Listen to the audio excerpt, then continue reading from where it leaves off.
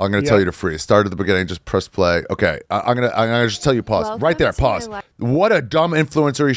This is ruining travel.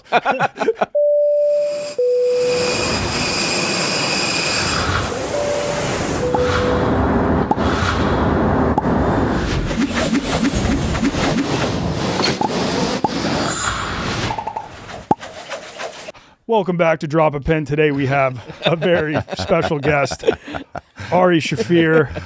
I've been on his podcast. Yeah, you got to come back. I would love to. Got to come back on You Be Trippin'. Now, if you look at our comment section, there's usually one comment per episode that's like, you guys are just copying Ari Shaffir's podcast. That's so funny. And you know what? I mean, I think it's fair. They're very similar concepts. I've been trying to do a travel podcast for years now, and I have done different variations of one, but I do the majority of the editing for my videos. And so it's like when I'm editing videos, I don't have time to edit a podcast and vice versa. Finally, we have a producer, shout out Goldfinger. And I recently had a kid. Goldfinger. Yeah. So I was like, I got to do something. You had a kid? I just had a kid. Yeah. My wife was watching your special right before she went into labor. The new one? Yeah. America's Sweetheart. Yeah, we were watching the new one in the hospital. She puked a few times, but she also... From the comedy? No. She puked because they were giving her Pitocin, which I think kind of like starts the labor process. Yeah. But she was also laughing. Okay. And honestly, it was fair that people said that we were copying because our very first episode was Syria on the day that you dropped your Syrian episode. one. Yeah. Oh, wow. Who was that with, Rolf Potts? No, that was with this guy who... Sam Goodwin. Sam Goodwin. Oh, mine I meant. Oh, yeah. I don't know who Yeah, it yours might have is. been Rolf Potts. But forget though sometimes. yeah, so we were planning out this podcast, and then I went on yours, and then afterwards I was like, oh yeah, our podcast. You even texted me like, hey, just so you know, I'm like doing a podcast, and after I did yours, it's like it's super similar. I'm like, it's fine, it's fucking. Yeah, I think the world has room for more than one travel podcast. Yeah, there's only one sports podcast, so it should only be. Right, exactly. Like, what if you were the first to do sports, and someone else like, you're just doing sports? Like, it's covered. Yeah. I do a storytelling show, and every once in a while, like in Hong Kong, actually, they were like, hey, we're trying to do the storytelling stand-up show. But like we don't want to copy. I'm like, what, you think I invented storytelling? Yeah. Like that's nice, but no, man, it's been a few thousand years. But it was very unfortunate. I didn't know you dropped your podcast Monday morning, so we dropped our first episode, and literally your episode came out at the same time, also on Syria. Oh my god! And I was like, this is not a good look right now. I've only seen one comment saying Okay. like Donnie copied you. Well, hey, your podcast is great. Thank and you. I think there's room for a lot of travel content out there. If you want to start with Donnie's episode of, hold on, let me try. My memory's so fucking shitty. Where did we go? Laos? Laos, yeah. Yeah. Mm-hmm. Shared my experience doing crystal meth for the first time. Yeah. What is it called? Yabba. Yabba dabba doo. That was great. I think you might have won a Trippy Award. Oh, really? Best drugs. Let's go. I think I gotta like get them. I had to make some extra trippies, but I just like did an announcement. I was like, here's the best trip, best guest, best drugs, best sex. Mm-hmm. I forgot what else, but I think you might have won a trippy for best drugs. The Does it come with a statue? We need to throw it up in here. Yeah, I should get it. It should be something. Yeah, I'll get one. Because then I went to Harlan Williams won for best trip. Mm-hmm. Took a trip around the world from National Geographic for $30,000. Oh, a month and a half long. And they had like experts on a private jet into every place, 15 different places, 3 days each place with like activities.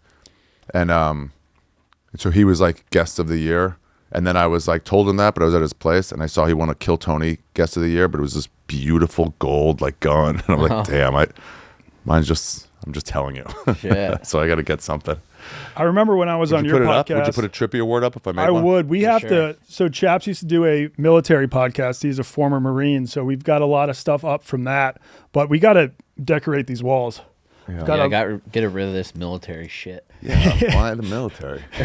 What is that? I mean, they've been to someplace, but it's a little much. Yeah, it's me. Yeah, I've got a Lucha Libre action figure that I got down in Mexico. Okay. Yeah, I gotta add some of my souvenirs up on the wall. Oh, I can't speak much Spanish, but I know what Idolos del Ring means. What does that mean? Idols of the Ring. Okay, boom. You don't speak Spanish, huh? No, yeah. Yo hablo español. Okay. I remember when I went on your podcast, you were trying to bank a bunch of episodes because you were like, once I put out my special, I'm just going to travel for like a year.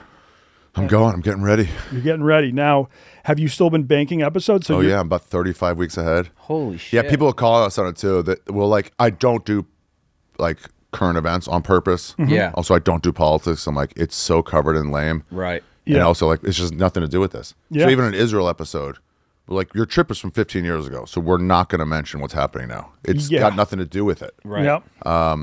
Like when I got back from Myanmar, and everyone was like, "What about the Rohingya?" I'm like, not only did I not see them, we weren't allowed to see them. I didn't know anything was happening until I got back. It's got nothing to do with my trip. Okay. You know, Rohingya, is that right? The Rohingya, were they the military No, the ones that are dictatorship? being like fucked by the military, I think. Oh, but anyway, okay. it's like that's got nothing to do with it. Yeah, yeah. So wait, why did I mention that? Oh yeah, but once in a while, someone is like, I'll mention something. Go, when was this recorded? Or they'll like promote a special. I'm like, that was a year and a half ago. Right. Yeah, but it's fine. You know, It's fine. The They're all content evergreen. Is evergreen. I mean, I haven't told Chaps this, but next February, I would like to just live abroad somewhere for the month. Okay. Oh, Bank some 100%. episodes. You could do. Why not? Yeah. You do 4 in a week and you're good. No, we had to do we did that. a lot for when he was on baby leave. Yeah. And so you'll still be making money from the podcast, even though you're technically taking a year off. Yeah, I'm gonna like once From a work. month. I'll do all my ads and all my bumpers. Yeah. Like check out this guy's new special or travel documentary and whatever. I just lay those in anyway. And that's a cool thing you do. Like sometimes you'll film your ads like on your travels, right? Yeah, it's fun. Yeah. I do it from weird spots. That's the move. That'll Yeah. get people to listen to them. I did my old one. We did it all around with Rolf Potts at Travel Writer. He wrote Vagabonding, and we did it all around Paris. He was just talking about Paris. And so we did it in front of the Louvre. We did it in front of like the Luxembourg Gardens. We did it and just set up a fucking camera and just like the backgrounds are like, whoa, you're there. Yeah. That's awesome. Yeah. Now, are you like Sam Talent, where you'll try to book shows in foreign countries Used to. so you can travel? Yeah. Fun note. I got written after your Laos episode of You Be Trippin' came out by Andy Curtain. You know who that is? Oh, yes. Andy Curtin used to run Curtin. Okay. Kung Fu Comedy Club. I don't know how it's pronounced, but yeah, which was it the might be largest comedy club in Shanghai. You came and performed there. My wife saw you. We weren't dating at the time, but she was like, yeah, that was the one like American comic I saw in Shanghai. Really? Yeah. He said, so Andy said, you were there then, and there's a decent chance, you were taking pictures of stand-ups at the time. He goes, there's a decent chance we saw each other. We met each other. Because also I was hanging out and like drinking with everybody. Maybe. It was like a 25-person scene. Yeah. Were you there when they had Butch Bradley out there? He had just left. I think he drank all the soju in. Yes, they were doing a residency China. for an American comedian to come out and live in Shanghai and just do shows for a month. And Butch just fucking. He did. He invited. I felt so bad. He invited all of us. He's like, I'm filming a special. He rented a theater. He got all these people to film it, and we were so excited. So he got all of his friends to go. And then it was also St. Patty's Day, and he like went to this event, Which is huge beforehand. in Shanghai, right? Yeah. St. Patty's Day is huge in Shanghai. Big everywhere. And, Ireland. Yeah. And shout out Bert. I think he's in Las Vegas now, but or Butch. But Butch crushes. he came out on stage, it just hammered. Oh my And God. it was tough to watch. He drank a lot there. That's Yeah, what he everybody's was saying. He drank a shit-faced. lot there. Yeah. So funny, but man, he loves the booze. Yeah. Now, will you have a few beers before you go on stage, or Oh, sometimes. okay? If it's like an in-town set where I'm doing 15 minutes and it's like they're not here to see me, Yeah. I'm sometimes too drunk. Okay. I think like, 1 to slur. 6 beers is probably the sweet spot.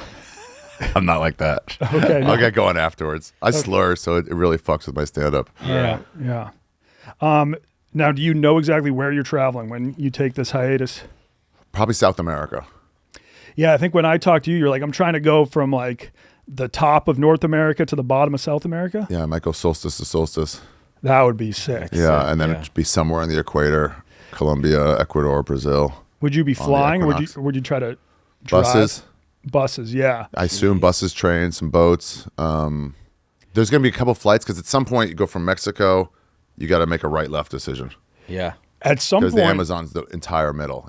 there's the Amazon, but also, have you ever heard of the Darien Gap? People keep suggesting I get somebody bald and bankrupt Oh yeah, I know that guy. about the Darien Gap. The Darien Gap, it's this gap that's in Panama, and apparently that's where there's no roads. It's just jungle. And so even if you wanted to drive from Canada to Patagonia, you technically couldn't, because I don't think That's where the PCH ends. Yeah, so there it is on the map. Wow. And so there's no roads through it. I so you don't got to take a think boat so. around? I guess so. Where's the Panama Canal? North of that? Yeah. Yeah, and I guess maybe sometimes migrants will hike through. I don't know if Bald and Bankrupt filmed a video where he like hikes through the Darien Gap. Yeah, maybe. That's what I guess they suggested. Bald, if you're out there, come to New York. Or you could just try to wing it. Just go. just try to wing the Darien Gap. Dude, the jungles are fucking scary. Yeah. They are. Jungles don't give a fuck about you. You did All right. What? ayahuasca in a jungle? In Ecuador? In Ecuador, okay. Yeah. You've done it? I have not. You're a drug guy though, aren't you? I am a drug guy. I would be open to doing Yeah, it. It was funny. I was talking to this one old friend and I like mentioned, we should like do shrooms at some point. He was like, hey man, I had a bad experience with ayahuasca. I can't do any sort of psychedelic anymore. Bad experience. Yeah. What does that mean? I don't know. I didn't ask further. You got to press. But that kind of scared me. What do you mean bad experience? Oh, God, I mean, it really is. wanna It know. seems like it's a very life-changing experience. I for could some see him people. being like, I'm done with all drugs now. But Yeah, that's not a just- bad experience. Yeah, making just a decision for that. I mean, who's that? He was telling us about it. So he had like this I'll call it familiar, you know, the vampire term. Yeah. So for the tribe. And he was like, I loved it. Everyone in Ecuador, you mentioned ayahuasca, they're just like, oh, okay. They're not like, it's not weird. They're very indigenous there. Probably the most, maybe Guatemala is the most indigenous country down there. But yeah, we were like on a jungle tour and we were like, hey, we can't have meat because we're going to do ayahuasca. The guy's like, you're 8 days out. You're okay. Wait, you can't do meat? You can't eat meat? Yeah, you got to go on a strict diet. No meat, no sex, no drugs leading up to it, and then 8 days after. And it's tribe by tribe what their lines are. Some make you like not eat at all for like a week. Oh, you have to stay with them before you could do it? Do No, but they just give you like, hey, so here's how you got to prep. Okay. And how long no sex before? I think sex was only 3 days. And then I talked to some ethnobotanist in Puyo, and he was like, that's crazy. It should be fasting for a week. But then his wife, who was a shaman, was like, no, it's tribe by tribe. So you're like, I don't know. And so Is that like scientifically backed up that it makes a difference, or it's just tradition? Here's what he told us. So this familiar, it was like, he took it. He's like, it changed my life. And I just want other people to do it. So he was on the tourism board and he goes, we should be the Amazonian city that caters to ayahuasca. And the rest of the tourism board is like, we're not having drug addicts come into our town. That's crazy. He goes, it's not drugs. No one's doing it more than once. You do it 4 days in a row tops and then you're done for a year or more. It's not like that. It's not like, it's like mushrooms. You can't do them every day. Yeah. Microdosing, though. Some people Microdosing you swear by can, that. but you're not fucked up every day. No. So and so he goes, one by one, I'll take these guys to do a trip, and none of them were like, no way. They all grew up with it. They all grew up around it. This guy I know was like in the jungle was like, he was in line to be a shaman, but they like kind of failed out. But they were like, at some point, the shaman just comes like, hey, I need to see you on Tuesday. And you're like, okay. He goes, so stop eating meat on Sunday, and then it's time. Like they just keep track of everybody. Yeah. So it wasn't that weird. So he just wanted us to go in. He told us stories about other people though. And one was like, he goes, so after this, 8 days, no sex, no drinking. My friend Joe List and Sarah Tolomash came to visit and they're sober. So like perfect timing. And he goes, don't fuck with it.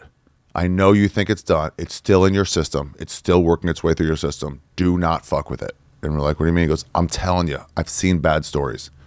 He goes, you think you're clear. You're not. Do the fucking what they say. And there was this one couple that did it together and they were fine. And then like 4 days later, like, all right, let's fuck. Let's have sex. He said they started fighting and they broke up within a month. What? Yeah. Jeez.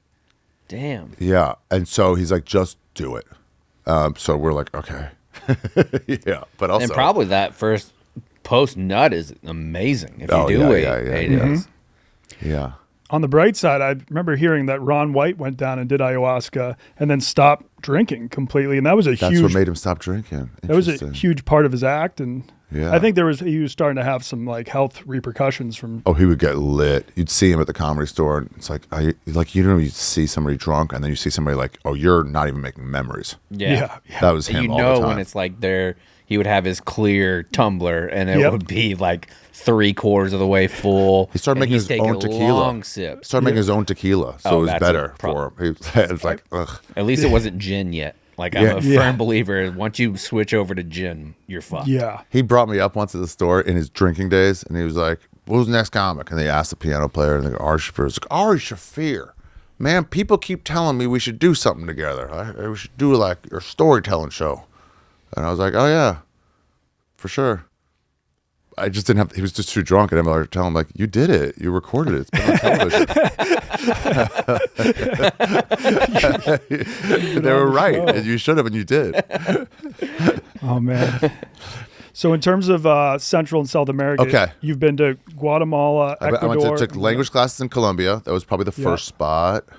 I mean Tijuana, but let's not count that. That's just like dirtbag America. I took language classes in Colombia, and that was really great. Just unlocked all those like tropical fruits and shit, and like it was just like a blast. Discovering different cultures and like chicharron, the crispy chicharron that they have down there. The Mexicans do it all soggy. Yeah. Mm-hmm. And then I went back to a few places in like Oaxaca and places like that in Mexico. Mexico's like 10 countries. People yes, don't it quite is. Understand it. It's like unrelated to each other. I know, and there's so many Americans that think it's just either Cancun or Tulum or something like that. Yeah, but I mean, it's like Arkansas to Vermont. Those are different people. Yeah. But even more. Yeah, it's not Tulum. It's like away from. But I went to Guatemala, so I had like 2 weeks off in between gigs, and I try to do 2 new countries every year. Me and my friend Paul Morrissey, we got a free trip to Switzerland, to Montreux for a comedy festival. And we were both pretty broke, and we're talking about how cool it is for stand-up to, like, you get free trips places. Yeah. You know, I got sent to Iceland, and I got sent, like, I would never be able to go. Like, we talked about your friends who don't have passports. Yeah. And you get to go on dime that you can't afford. Yeah, so are they like, we can't really pay you for the show, but we can pay for your flights and hotel? There was an Anchorage gig that Luca Palanca did. It was like $500, hotel, and then they'll take you deep sea fishing or a glacier tour. Sounds awesome to me. We're making $12,000 a year at the time. Yeah. So we're like, sorry, it's only $500. Like, first of all, that's sick already. Yeah. Second of all, free flight up there, all that. Like, this is all. I mean, I can barely afford that now. Yeah. You know. Yeah. So like, so we were like, hey, we gotta like avail ourselves of this, and we made a deal. Like, let's do 2 brand new countries every single year. So I'll definitely like repeat, but then like you got to get 2 new ones, and it drives me to like get stuff. Yeah. And Guatemala looks awesome. I went to Tikal when I was like in high school, and I did not make it out there. Those ruins were incredible. But where I really want to go is like Lake Atitlan. Did you make it there? Yeah. That looks sweet. It's like a big volcanic crater, right? But it's not just like they didn't quite explain it to me. It's not just a lake. It's like one of the Great Lakes. Okay. It's that size. Will you You can pull it like up, barely see across it. Yeah. And then they have all these villages surrounding it, the outskirts, and each one has their own sort of vibe. Idiomas. They each have their own language. Oh, really? Yeah. So a town over, I was talking to one, and like they all speak Spanish as their second language. Lake Atitlan. Yeah, it's the that third doesn't one quite down. do it justice. How the fuck was that the third one down? Yeah, you just search lake in Google. Yeah. It's so fucking big, and my friend Jasmine Shaw told me she stayed there. And she goes, just don't dirtbag, get an Airbnb with like a bay window, and that's all I did is sit and smoked spliffs and like reuse filters from like, so they sell Lucy's there for the same price as it would be for 1/20th. It's great, like two quetzals. And yeah, and like see those 2 chicks sitting there. That's all I do, and I'd hike into town. It was an off town. It wasn't like a major town. And that's the kind of trips I like. I like to just go sit.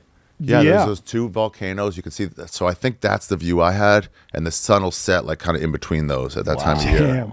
And you just see these fishermen like rowing. It's so fucking peaceful. Massive food poisoning there, but it was okay. Okay. Lettuce dry. I don't know what it was. Somebody said it was from swimming in Lake Atitlan. So everyone who swims in there gets a touch of it in their mouth, and it's I would 100% have to swim in it. Yeah. But I've heard parts of it aren't super clean. There's a hostel. My buddy. So I met this Australian guy. Yeah. I got an episode on this coming out. But I met an Australian guy, and we just became friends at a hostel. Yeah. And so do you still stay at hostels? even? I did in Guatemala. And how old were you then? 2 years ago, 3 years ago. Okay. Yeah. I feel like a lot of people grow out of the hostel phase. It's like, I didn't get into it till I was like in my 40s when it's to Southeast Asia. but now when you're at a hostel, do You know Abear? do you at least have your own room, or are you still staying in the room of like all the bunks? Okay. So in Guatemala, there was okay. Abear told me about, you know him? Abear. From he might have been Hong Kong. He was Hong Kong. He- Sean Abear? I'm mixing that up with a Okay, he football was player. a Hong Kong comedian. Yeah. Anyway, sure if I we did do. an episode of my old podcast about hostels, and he like sold me on it. Okay. No, it's a great way to meet people, especially It's if you're such a good traveling way to solo. meet people. Yeah. Immediately, everyone's just friendly. I remember in Myanmar, somebody was like, I was there for 2 days before this guy, and he's like, "Can I come with you guys to go explore like some temples?" And we're like, "Yeah, sure." And it's like everyone knows each other, but they got there a day before you. Yeah. You know, it's just everyone's open to it, and you find out what to do from them. I've never made a friend at a hotel, ever. That I can probably say the same thing. Yeah, Yeah, but and also luxury is nice.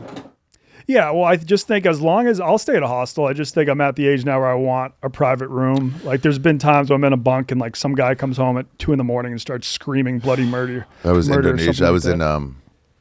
in where are the temples in Indonesia? I've never been to Indonesia. Oh, really? Yeah. Angkor Wat. It's whatever the city is near Angkor Wat. Well, Angkor Wat's Cambodia. Cambodia is what I meant. Sorry. Okay, but have you traveled to Indonesia? Yeah.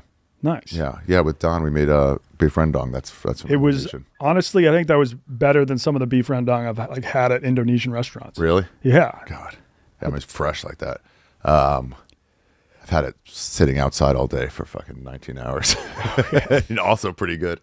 But you just, so anyway, so I stayed at this hostel, and I'm like, they did have 2 private rooms, Okay. but you don't want everyone staring at you like you got money. And $14 a night instead of $7 separates you. And it makes people look at you different. Now, if you're looking to fuck, the private room comes, it's pretty nice. Hell yeah. Yeah. It's almost like, wait, you have a private room? It's almost like girls like, I've been trying to fuck somebody. This will do nicely. Yeah. But it's still, I mean, hostels serve a purpose. Like, I met some people, they live in the UK, they work at grocery stores during the year and just save up, and then they can save up enough just working at a grocery store that they can travel around Southeast Asia for 4 months or 5 months. Yeah. Oh, yeah. It's nothing. They were Yeah. talking about down that with Big Cat, like, you traveling, you have some money. I'm like, oh, you know, it's like 10 grand for a year in Southeast Asia. Yeah. Maybe 15 tops. Like, you Yeah. don't need to save up that much. So you're saying that you're going to go for a year? That's your plan this time? Yeah. Like for people that are listening and might have it, like what are you planning financially for? I mean, I'm fine. I'm stacking cash now on tour. Yeah.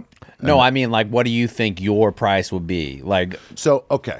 So I was going to dirt bag it, as Rolf says, just straight hostels. And then I'll when I'm at a hostel, I'll pretend my financial situation is the poorest person around. Yeah. I'll fully envelop, and I'll get so mad if there's a $2 like cover charge at a national park. I'm like, what the fuck? I'll like Yeah. really feel it too. Yeah. They try to upsell me on Happy Pizza in Cambodia. Oh, I did the Happy Pizza. I was with Sarah Fred, you know her? Yeah, I've Also, heard that name. okay. Yeah. what's Also- Happy Pizza? It's just weed on pizza in. that they serve Yeah. at a few spots. Yeah. Sounds I mean, great. I had to eat like an entire pizza myself to feel something. They say Like money infused on it. honey or something? I think they Infused just like sauce? sprinkle swag. I think they on just do top. straight, let it Oh, bake really? in. Yeah, and the guy goes, for an extra $1, we can make it extra happy. And I knew if I was like, sure, and he'd go, well, we can make it extra happy for $5. So I had to like wrestle with it for a while, and I'd be like, come on. No, fuck, hold on, let me think about it. And was like, are you really not gonna? I'm like, yeah, I'm gonna do it. Just let him see me fucking milking this. Yeah.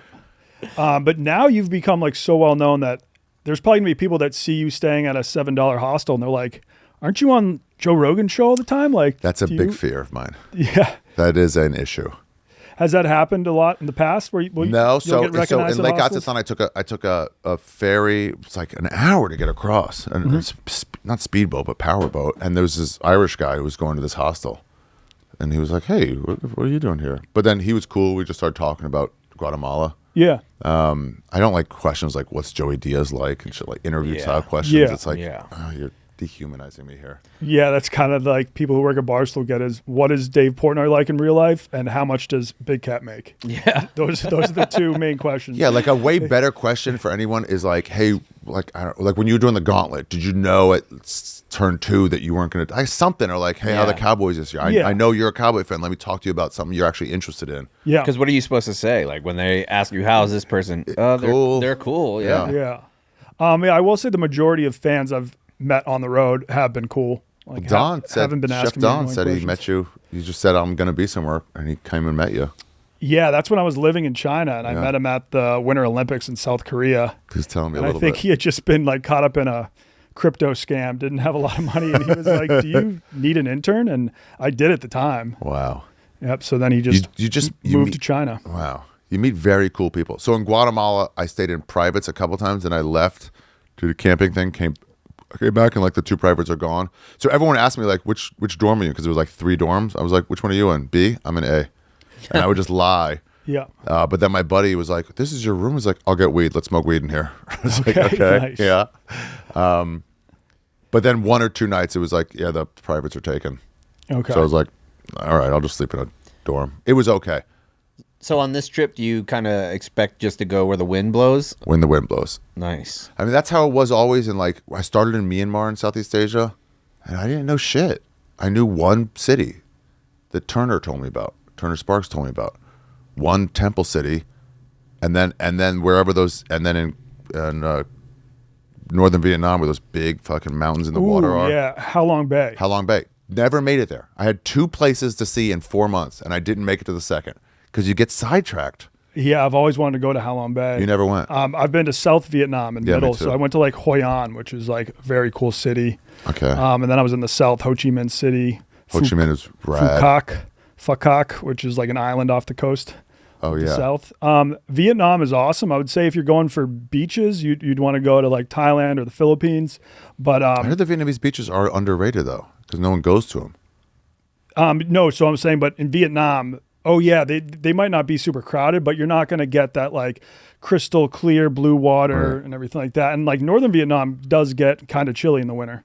Wow. Oh Yeah. really? Yeah. The Yeah. North. Yeah, I guess so. How were you? Were you traveling on a motorbike when you were in Vietnam? No, moped around Yeah, that's what like that- whatever. But like, the dream was to buy a motorcycle in Ho Chi Minh and drive it all the way up to what's the northern big city? Hanoi. Yeah, And and then then sell it. Yeah. You buy it for $250, sell it for $200, Yeah. and then people just fix it up. You got to know how to fix your own shit. I would love to do that. It looks Me like too. A lot of fun. And It seems I think Turner did that one. And I think it was like ideally like 40 days, but you can do it in like 6. yeah, it depends And just like drive around, take side roads, and how many side quests you want to take. but that's the cool thing about traveling, where you just go, what's that road? Me and my buddy were in Thailand in I think Phuket, and we're looking down this alley. We saw some green sign, and we're just like looking at it. It was a dark alley, and we're like, should we go down there? Because it's the main road here. And some, I think, Israeli guy just passed behind us. He goes, "You regret only the roads you did not take." And he kept walking. And we're like, oh, all right. Yeah, like, I mean, let's I go. feel like somebody gives you that advice. You're like, oh, well, let's do. We have to. whatever. That's Yeah. fate. Yeah. And it was not. It was just like a closed falafel shop. We turned back around, but it was like we would have regretted it. We're like, what was down that alley? Now we knew. And you would never have that story. Yeah, yeah. It's so great though. Just take any fucking road. That's what I'm excited for this trip. Any fucking road. Taking some Spanish classes. Holing up in a town. Maybe in Argentina, take some fucking salsa classes or tango or something. I do feel like more people should do that. But a lot of people need every tiny little detail of their trip planned before they hop on a flight. I could have done trips like that, and I have in the past. Now that I have You've a done it kid, in the I past. feel like it might limit it. I Well- can have like a time frame, be like, I don't know where I'm going to be the next 2 weeks, but I guarantee you I'll be back in 2 weeks.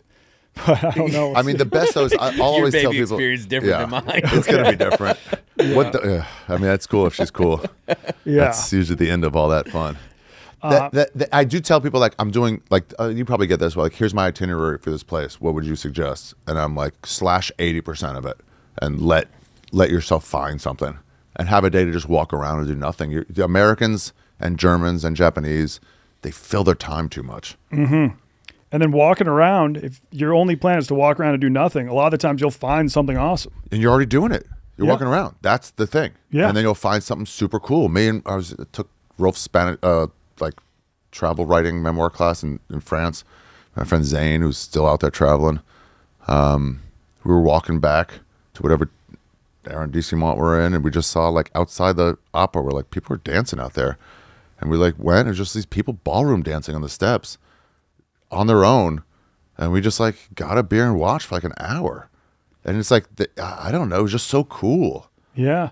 Yeah, they asked us to dance like at some point. legit culture. Like that was some of my favorite parts in Japan. Like oh, there's this festival going on. Well, let me go walk and see what they're doing. And like I've never seen anybody dance like that. I've never heard music like that before. Yeah, you just like, it's great.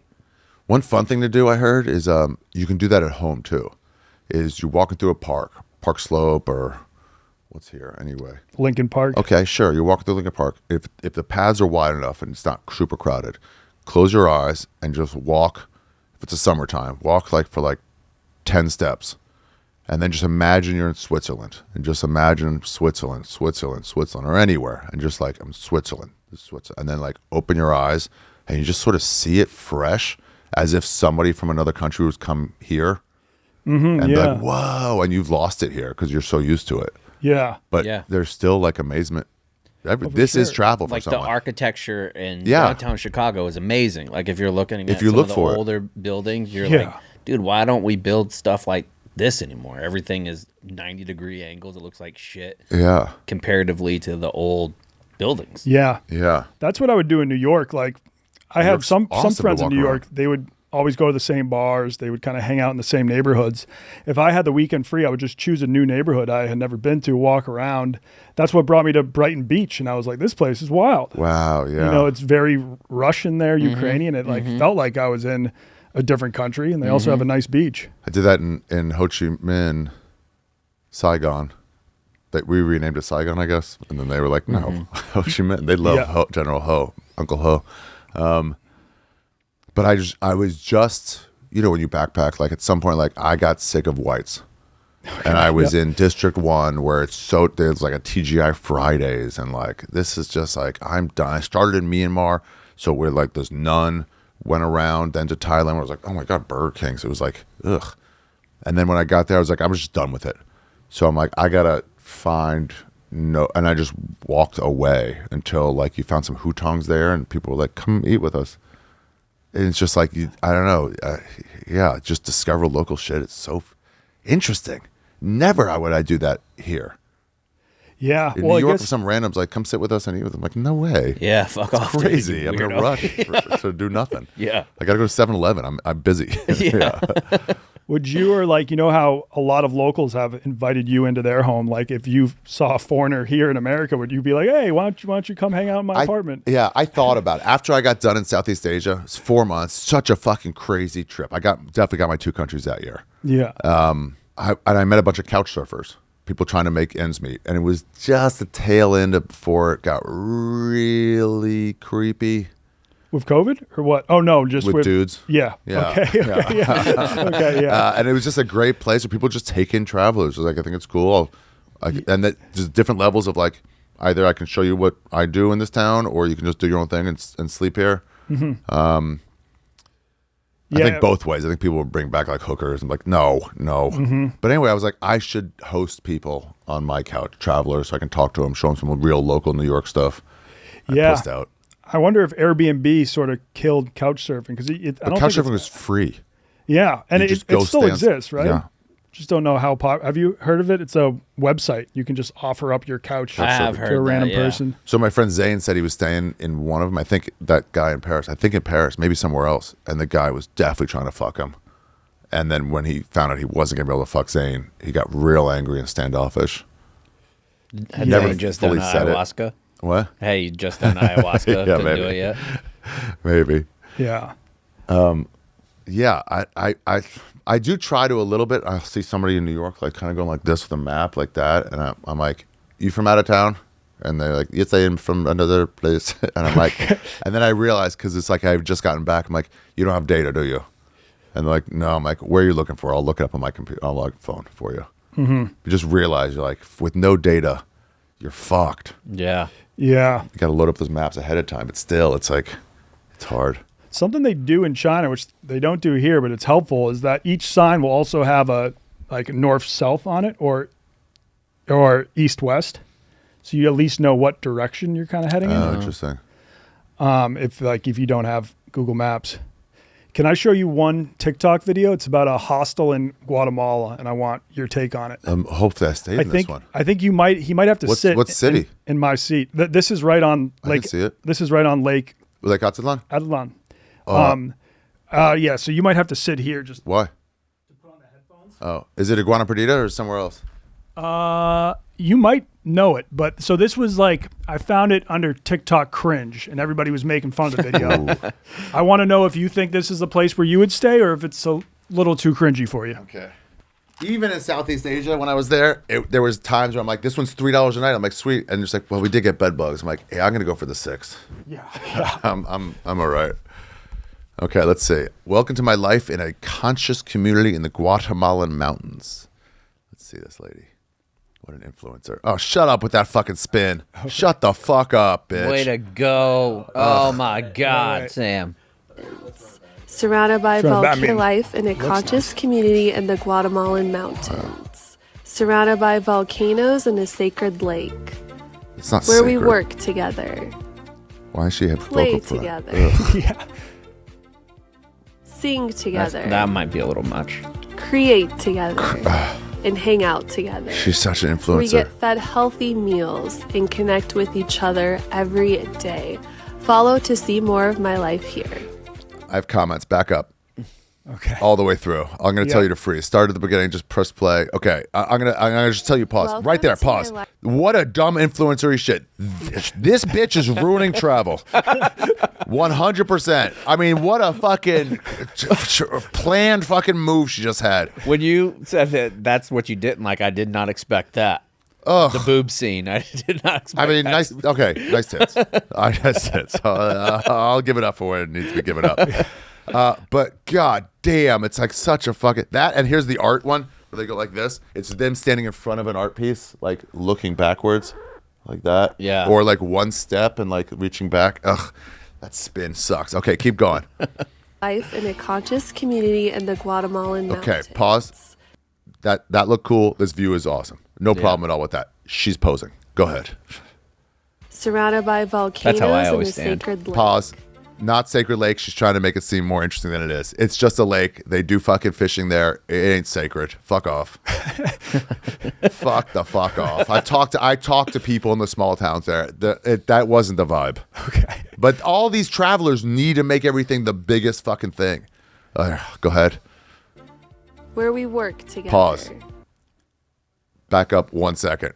With your fucking laptops. What do you mean work together? Doing your influencer, you dumb shit? They're making TikToks. This is a high level place. It's made to look like a fucking hut in the middle of nowhere, and it's wealthy.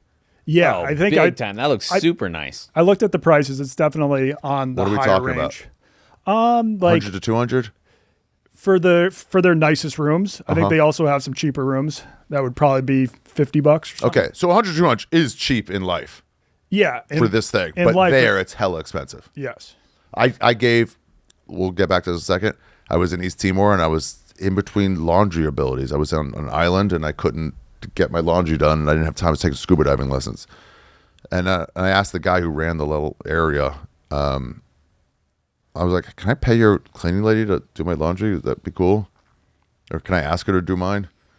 You know, where you're like, you got to do it in a sink and you don't have time to do it and dry it.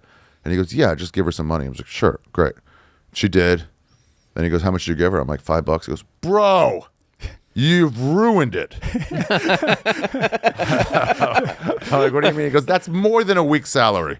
Wow. That fucks the economy. Don't do shit like that. I was like, I don't know. How much should it have been? He's like, a quarter. Gee. I'm like, a quarter of that? He goes, no, 1 quarter. Holy shit. I'm like, well, give me some advice then, dude. Yeah. $5 sounds fair to me. That's fair. I mean, that's Your hair really folded fair, it? Did you yeah. wash my shoes? Yeah. I didn't know would think that. that's cheap. Yeah.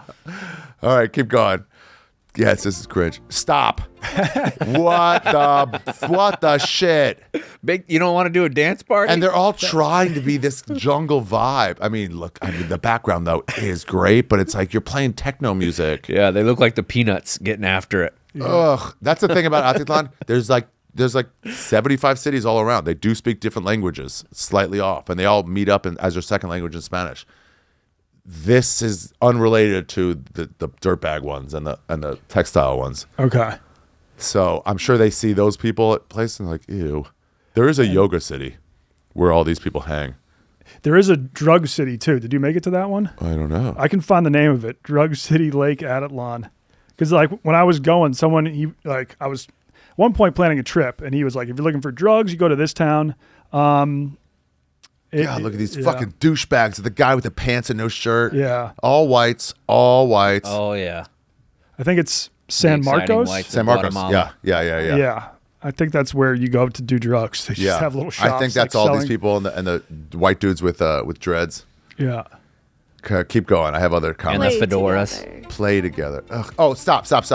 Pause up, back up. This song is played in 50 different influencer videos. Oh yeah, you got to use a trending song. This to get is, I don't views. know what this is, but I've heard it a million times. Yeah. Okay, go ahead. Sing together. Create together. Fuck And off. hang out together. Where we get fed Second healthy take meals. for sure. Back up. You can see the lady acting. They've already done this. It goes, oh no, hand it to me again. Let's get this. And you know they all call Meals themselves and connect digital with nomads. each other every Digital day. nomads. Follow to see more of my life here. God, I want to punch her in the fucking face. And Guatemala is the place to get away with that. Thank you. Today's episode is brought to you by our friends at Game Time. The best part of college basketball is here, and we know you're as excited as we are to watch some of the big upsets throughout this tournament.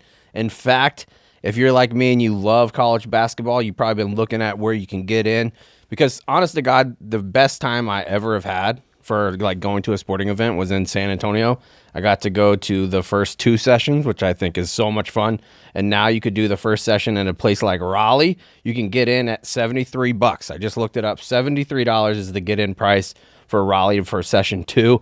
Unbelievable deal that you can go to on Friday, March 21st. If you're still listening then, if not, you already missed the NCAA tournament.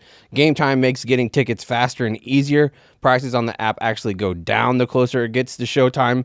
Plus, the Game Time Picks feature makes it easier to find the great deals on the seats that you want. You can even find last-minute deals for the tournament for up to 60% off, and that's quickly and easily just by pulling up the app. Like I said, I was going to go to the one in Raleigh. $69. Oh, it just dropped. $69 now you could get in. Unbelievable deal. They got great curated deals in all tiers of tickets, and you know you're getting the top option when you see the super deal icon. What are you waiting for? I'm going to use these tickets to buy the Raleigh game session right now with Game Time Picks. Take the guesswork out of buying tickets with Game Time. Download the Game Time app, create an account, and use the code DROP for $20 off your first purchase. Terms apply. Again, create an account and redeem the code DROP for $20 off. Download the Game Time app today. What time is it? It's game time. Let's get back into the show. I will. It does remind me. I was staying in this one hostel. My friend, I was going to stay in this Airbnb. I was going from like Chichicastenango or something like that, and he goes, "Oh, if you've been my favorite." He has the top 2 favorite hostels. One was in Ecuador, and one was here. And he goes, "You gotta go. It's worth it. You gotta go." And on a Wednesday, they have open mic night, and I was like, oh, "Okay." He goes, "And if you do any talent, they give you a free shot." Which is like cool. Some people just juggled badly. One, it's like, I'll do a handstand. They had some like high level musicians that would play like actual cool songs. And I'm just watching. I was like, my plan was to go do this like luxurious part. But I'm like, fuck it. It's a good rec. I'll go for one night. And I was going there on Wednesday. So I'm like, I'll do it. So I just was watching everybody do the open mic night stuff. And then they're like, anybody else? And then eventually I'm like, I'll go. No one knows me there, and then I just told some like story off like of album, Okay. about shitting my pants in Sydney, Australia, but it started. But like, there's no like when you go to a comedy club, you're aware they're probably going to try to be funny. This was not that. People were reading their poems. So it took like 2 minutes before they would chuckle and like stop themselves because they didn't realize it was supposed to be funny. Okay, yeah. And then eventually they were just like roaring with laughter. It was like an 8.5 minute long. Everyone else was doing 10 seconds. And you got a free shot. I got a free shot. And then I sat back down. And then like 30 minutes later, anybody else was like, hey, do you have any more stories? That was great. I'm like, I mean, I didn't want to tell them. Like, I do. I'm a high level professional. I mean, you should be like, yeah, I got more stories, but it's going to be a free night at this hostel. I stayed in a private in that one. Would that get annoying if like a lot of the spots you were going to stay at were like, hey, if you just do one set a night, you don't have to pay for your room? That would be annoying. But also that's what the travel influencers do. I'll write you a good review for free stuff. So all the reviews you see are just them trading good reviews for free shit. Mm-hmm. That's not. Yeah. Are you a big TikTok guy or? No. Okay. They actually just changed it. So you got to like sign up on your phone to watch one. You got to. Oh yeah. So before I'd watch if somebody sent me one, but I won't. And you have you done like travel vlogs? Don, I don't know how I've struggled with this. Yeah, there are some drawbacks where there are times when like I just want to be in the moment. Be in the like, moment. Yeah. I got to film some stuff. You're running to catch a train, and literally the train's moving. You're running along trying to jump on. You can't do that with a camera guy. Oh no, you can't recreate that. You can't if you're talking to some local and getting into like a real cool situation. If the camera's present, it changes everything. Yeah. Now, sometimes if you're just holding a GoPro and you don't have like a camera guy there, it makes it a little easier. Yeah. Your glasses too that you. I used to have video recording shades that don't have the light. Yeah, they didn't have the light. That's cool. I don't think they make them anymore, but that was good. But that felt a little invasive. It's just like also you end up putting some people on camera that you shouldn't. I heard a story about somebody who like talked to some hookers in Cuba and now those hookers are doing 15 years. Because he like published it, didn't think it was that big a deal. So you got to be a little careful. I got a whorehouse shut down in Shanghai. Really? Damn. Yeah, we were filming a prank video for my friend's channel. He was trying to launch this prank show, and they have a saying in China like "play my flute" is slang for blowjob. Yeah. And we had an actual flute, and we were asking people on the street, hey, do you want to play my flute? They'd be like, oh, that's disgusting. What the fuck? And then we would take out the flute, and they would be like, oh, ha, ha, ha. It was really lame. Yeah. And then that's how I'm laughing about and then we asked this one lady, and she's like, oh, I know people who will play your flute. And she walks us 10 minutes to this whorehouse. There's all these chicks, and she's like 100 RMB, which is $15. She's like, any of these girls will play your flute. And then I have the video recording shades, and then I take out the flute, and they're all like, oh my God, no, we didn't mean that. No, that's disgusting. You have to leave right now. Music. And we thought it was like a funny idea for a video. We put it out, and then like the cops showed up at my friend's house, and were like, you need to show us like where that whorehouse was. And so I felt so there's a little of that. But also mostly it's just like I want to get lost in this. And I will do like an occasional like hiking in Ecuador and then like saw like this stream with no one around and some good like branches to clasp a like an iPhone, and I was like, okay, let me do my bumpers for my episode right here. It'll like be a cool backdrop, but generally I'm like, I don't want to be thinking that way. So I what I decided was the best way for me to like share with people the travels is podcasting, is talking about it later, journaling when you can, taking an occasional picture. Yep. Sure. With people. I got some advice there in Myanmar. Like take your pictures with people that you meet in it instead of a place.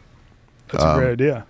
And then like, and they're just like, let's recap it later. Like if you're a writer, you would do it in a novel, you know, or a short story or something. So like this like immediacy of it, it's like you haven't sat on it yet. You don't even know what it means. It might relate to some other travel thing, and you're like doing it right then.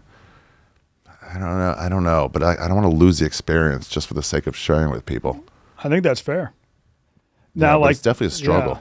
The way you've been living your life, have you inspired some other comedians to do the same? Dude, it's like I'm really. There's a few things I'm happy with. When a comedian tells me they like my special, that's a way higher review than just a normal person. a black compliment is 4-1 over a white compliment. Generally for a stand-up. When a black guy's like, great stand, I'm like, oh, thanks. Me and Mike Cannon were walking in a casino. We did a gig, and we were just trying to get food. We were trying to rush through. Everyone's like, nice show. I'm like, thank you. And then one black guy was like, nice show. I'm like, thanks, man. I really appreciate that. That's really good. Like taking some time there. But like, when some comedians have said that they're like, hey, you kind of inspired me to go places. H. Foley was like, I never went anywhere. And then I'm like, I'm going to Greece. If you can do it in fucking East Timor, if you can do it in Guatemala with no phone for fucking 2 weeks, you know, and locked out, why can't I go to a well-traveled place? Yeah. And he goes, it's still scary. Because it's the thing, your fear level is, my fear level in Thailand the first time I went, which is a very well-trodden place, was about the same as like East Timor, which is like no one goes to. It's like as you go, it's just like your fear is your fear. You know? And so his fear of Greece was the same as mine in like, you know, any Colombia. It's like, it's just like, So when they say that, Monroe Martin said he went to like, he took a gig in Kenya and did a safari. He's like, because of you. I was like, you seem to fucking have a good life balance and love you're to doing hear okay. that. Yeah. Yeah. And if you've just been on tour, you've been saving a lot of money. It's like you got no tour dates over the next month. Why don't you go somewhere? Yeah, when I went to Asia, I went to China. So I told my agent after we got done in Montreux, Switzerland, I was like, hey, I want to go places. Find me things. And he sent me for 17 days to China and Hong Kong. Ooh, if you say China and Hong Kong, this might be demonetized in China. Oh, it's okay. YouTube is banned in China. Oh, okay, yeah. but hey, Hong Kong friends, it's been nice knowing you, but you know you're gonna lose this one. There's literally no chance. If they want you, they're done. They're all like, no, they say no protest signs. We're just holding up blank pieces of paper, and then the cops like, I know what you're trying. Yeah, it got bad there for a while. Got bad, but what was I saying? Oh, so he sent me there. 17. He's like, it's not that much money, but I'm like, it's better than money than I was making 2 years ago. Yeah. 17 days out there, and after about 8 days, my introversion got full, and then I was like, I can meet people now. Yeah. And then I just started talking to people, and I remember you sharing the story where someone offered you cocaine in Shanghai. Beijing. In Beijing. Yeah. And that probably blew your mind because you're like, I'm traveling to this communist country. They're so strict. Punishable by death. That's all I heard. Punishable Yeah, by then death. all of a sudden this guy's offering you blow. Yeah, How did they're that like, come about? Probably just after a comedy show or something. It's a comedy show, walking on the hutongs, and then there's so much coke in the Beijing comedy scene. There was. I think over COVID, they like really cracked down on that. Interesting. So I recently went back to Shanghai last April, and the city was coming back to life. They're like, yeah, everything's gone back to normal, except there's no more drugs. Like you won't really find people selling drugs anywhere. Interesting. Maybe the Nigerians left. Yeah. And then if they didn't come back, it's like the seismic changes. Yeah. First it was the Uyghurs, because the Uyghurs used to be the ones that sold weed. Interesting. And they were on the streets of Uyghurs. Shanghai, and then all of a sudden they were gone. And that's when China was really cracking down on the What I heard is any Muslims. white drug, not cocaine, I mean, not that. I mean, the drug whites do. Yeah. They're like, we don't give a fuck. But opium has fucked up our country, and if we find you with that, we're gonna really punish you. Yeah. But I heard there was some Shanghai or Beijing comic who got caught with coke, and they were like, "You're out of the country." Yeah, they which didn't is- arrest her. They just kicked her out. They stamped your passport. You will never be allowed to return. She flew home to New York, steamed out that stamp, and immediately returned. And then Yep. they don't do computers; they just do paperwork. And like, "Hi, welcome to China. Have you ever been here?" Like, no. Now, if she was caught trying to sell cocaine, then she would have been arrested. Different thing. Probably locked up. But the people I know in China that got caught with just using a drug, they were given the option, like you're either banned from China, you got to leave tomorrow, or sometimes they had the option they could do 2 weeks in jail. And I know someone who took the 2 weeks in jail. Wow. It sounded on the list of the spectrum of jails, it didn't seem too bad. Really? Yeah, just like mind-numbingly boring. How do they and- come out? And you're sharing a toilet. It's like you're in a room with 10 people. You all got to share a toilet in the middle of the room. Oh, I actually love that. You don't have like a book you can read because everything's in Chinese. So just really boring, but they weren't being harassed or anything. Oh, that's good. I heard about a Beijing comic, black guy, who purse snatched. Oof. And this lady was like, "Who did it?" She goes, black guy. And they rounded up the 8 black guys in Beijing and said which one. And it was that one. And then he went to jail for a couple of years, and because of violent crime. And they said he came out wrong. Shit. Yeah. Yeah, I don't think you'd want to do more than 2 weeks in a Couple Chinese years jail. for purse snatching. Jeez. Once they told me that, in I think Turner told me, he was like, "Hey, there's no violent crime here," because I was so scared. It's China epitomizes the word foreign. Yeah. More than anything. Yeah. It's so, you just don't, outside of where the Zara is, you know, it's just like, what? It's people sweeping up with palm leaves. Yeah. It's just like, this is so different. You just point to a meat and go one and try it. You don't know what it is. But Turner, what were we just talking about?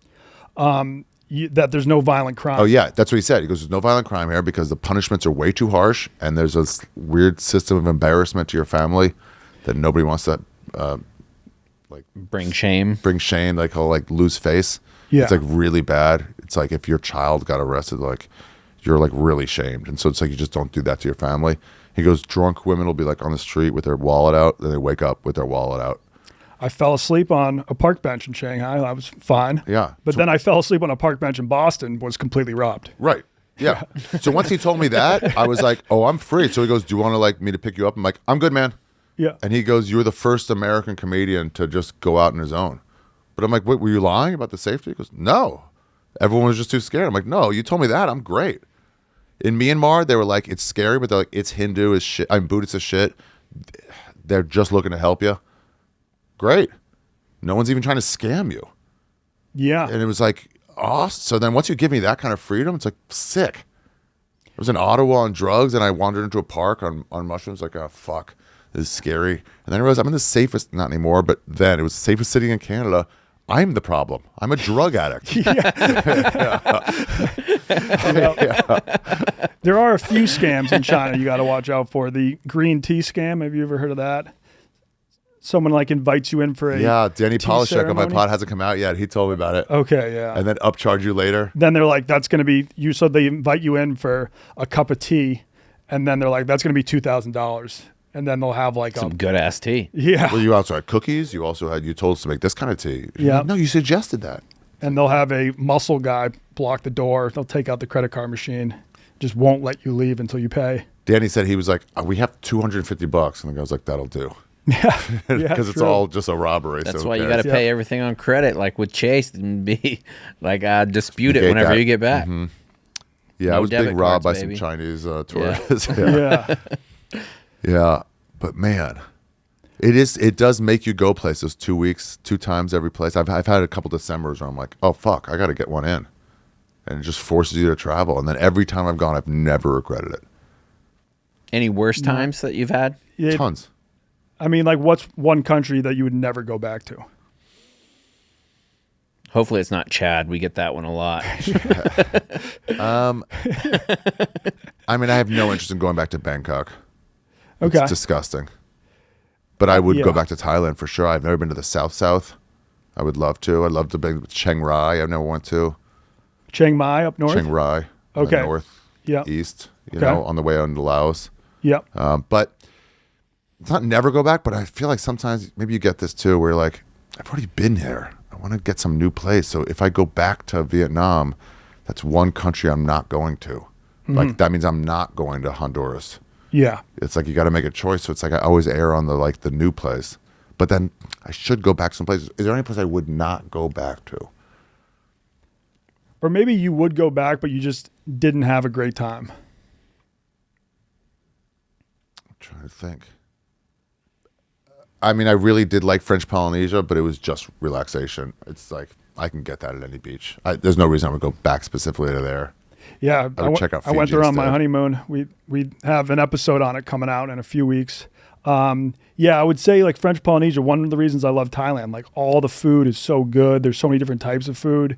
French Polynesia, there wasn't really much great cuisine. Yeah, there's also some stars of certain regions, cuisine-wise, and Thailand is a star. Yeah, it's so cheap. So cheap. So is Indonesia, but like Mexico is the star of Latin America. Mm-hmm. I think Bourdain Food-wise. said that Thailand was his favorite culinary spot in the world. Or Vietnam. It was either Vietnam. Could have or been Thailand. Vietnam. Honestly, But all I of know it's Southeast Asia. somewhere from Vietnamese food is south. amazing. Thai food is amazing. Burmese food is mixture of stuff. Not that great, but still some great dishes. Yep. And it's dishes you can't find anywhere else. You're like, I've never had anything like this. Mohinga, I think, is like their breakfast soup. And I'm like, I've never even had any. And cebollado in Ecuador is like their breakfast soup. Yeah. So hearty and good for $2.50. The one from Uncle Mike's is great. Oh, Uncle Mike's is a breakfast porridge, great yeah. Filipino place by the office. Really? Filipino breakfast is one of the best breakfasts you can Sausage get. is unbelievable. Balut. Do they have that? I tried balut when I was in the Philippines. That's one of the worst foods I've had. We had it in Cambodia for the first time. I kept trying to get it at this. It closed down now. Jeepney Oh yeah. in New York. I think it closed. But I ate there a few times. They would all scream out "balut" every time we ordered it. But I did it in some former Chinese, white Chinese comedian was running food tours. He was like a chef in Cambodia. Okay. I went with Childress. Yeah. You know Childress? William Yeah. Childress? I've heard of him. And we went and took the food tour, and he got us Cambodian version of balut, which is the same thing. It's just an unmatured egg, Yeah, or like a half-developed egg. fetus, So embryo. the fetus in there is like not crunchy bones yet. They hadn't hardened yet, so you suck it out. Yeah, and sometimes you might get like a half-developed bone or Yeah, or beakish. beak Yeah, or it's a little hardened. feather. Yeah, It's and not so pleasant. some guy walked by. We were eating, and some guy's like, "Good for dancing." Okay. And he meant fucking. It's supposed to be an Oh, okay. aphrodisiac. Dude, they say that about every food when you're like in China or Asia. Good I for took a them. shot of snake blood in Taiwan. They said What? that was good for fucking. It was right across the street from a whorehouse. Because I think all the dudes would go take a shot of snake blood, then go bang a Go whore. fuck hard. Yeah. Yeah, How I've many had a hookers- Habusaki blood shot Oh, for yeah. the same reason. Yeah. Safe, you think? Yeah, probably. I'd say. Yeah. I don't think you're going to get AIDS from drinking snake blood. Some of the true. No? Yeah, Yeah. not getting chlamydia from it. So there's worse things you can do. Yeah. Some of those things too.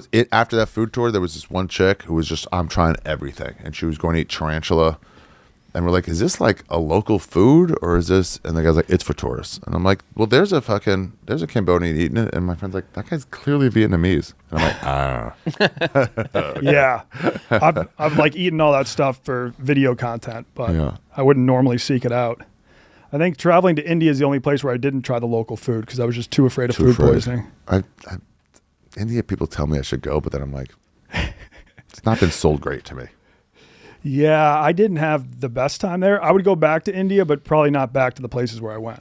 Is there any place you would not go back to? I mean, there's places where I didn't have a great time. Like I went to Moscow. This was before the war, but it was in the middle of the winter. I didn't really know many people. Yeah, just didn't really have fun.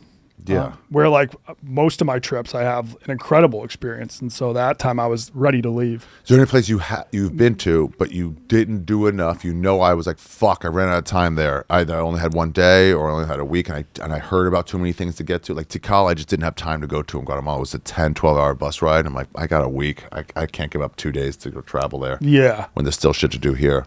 So, mean- I got to get back. yeah. Like Mexico's a huge country. I've been to Oaxaca, but I've never been to Mexico City. Mexico City rules. Okay. If not for stand-up, it'd be in my top 3 cities to move to. Okay.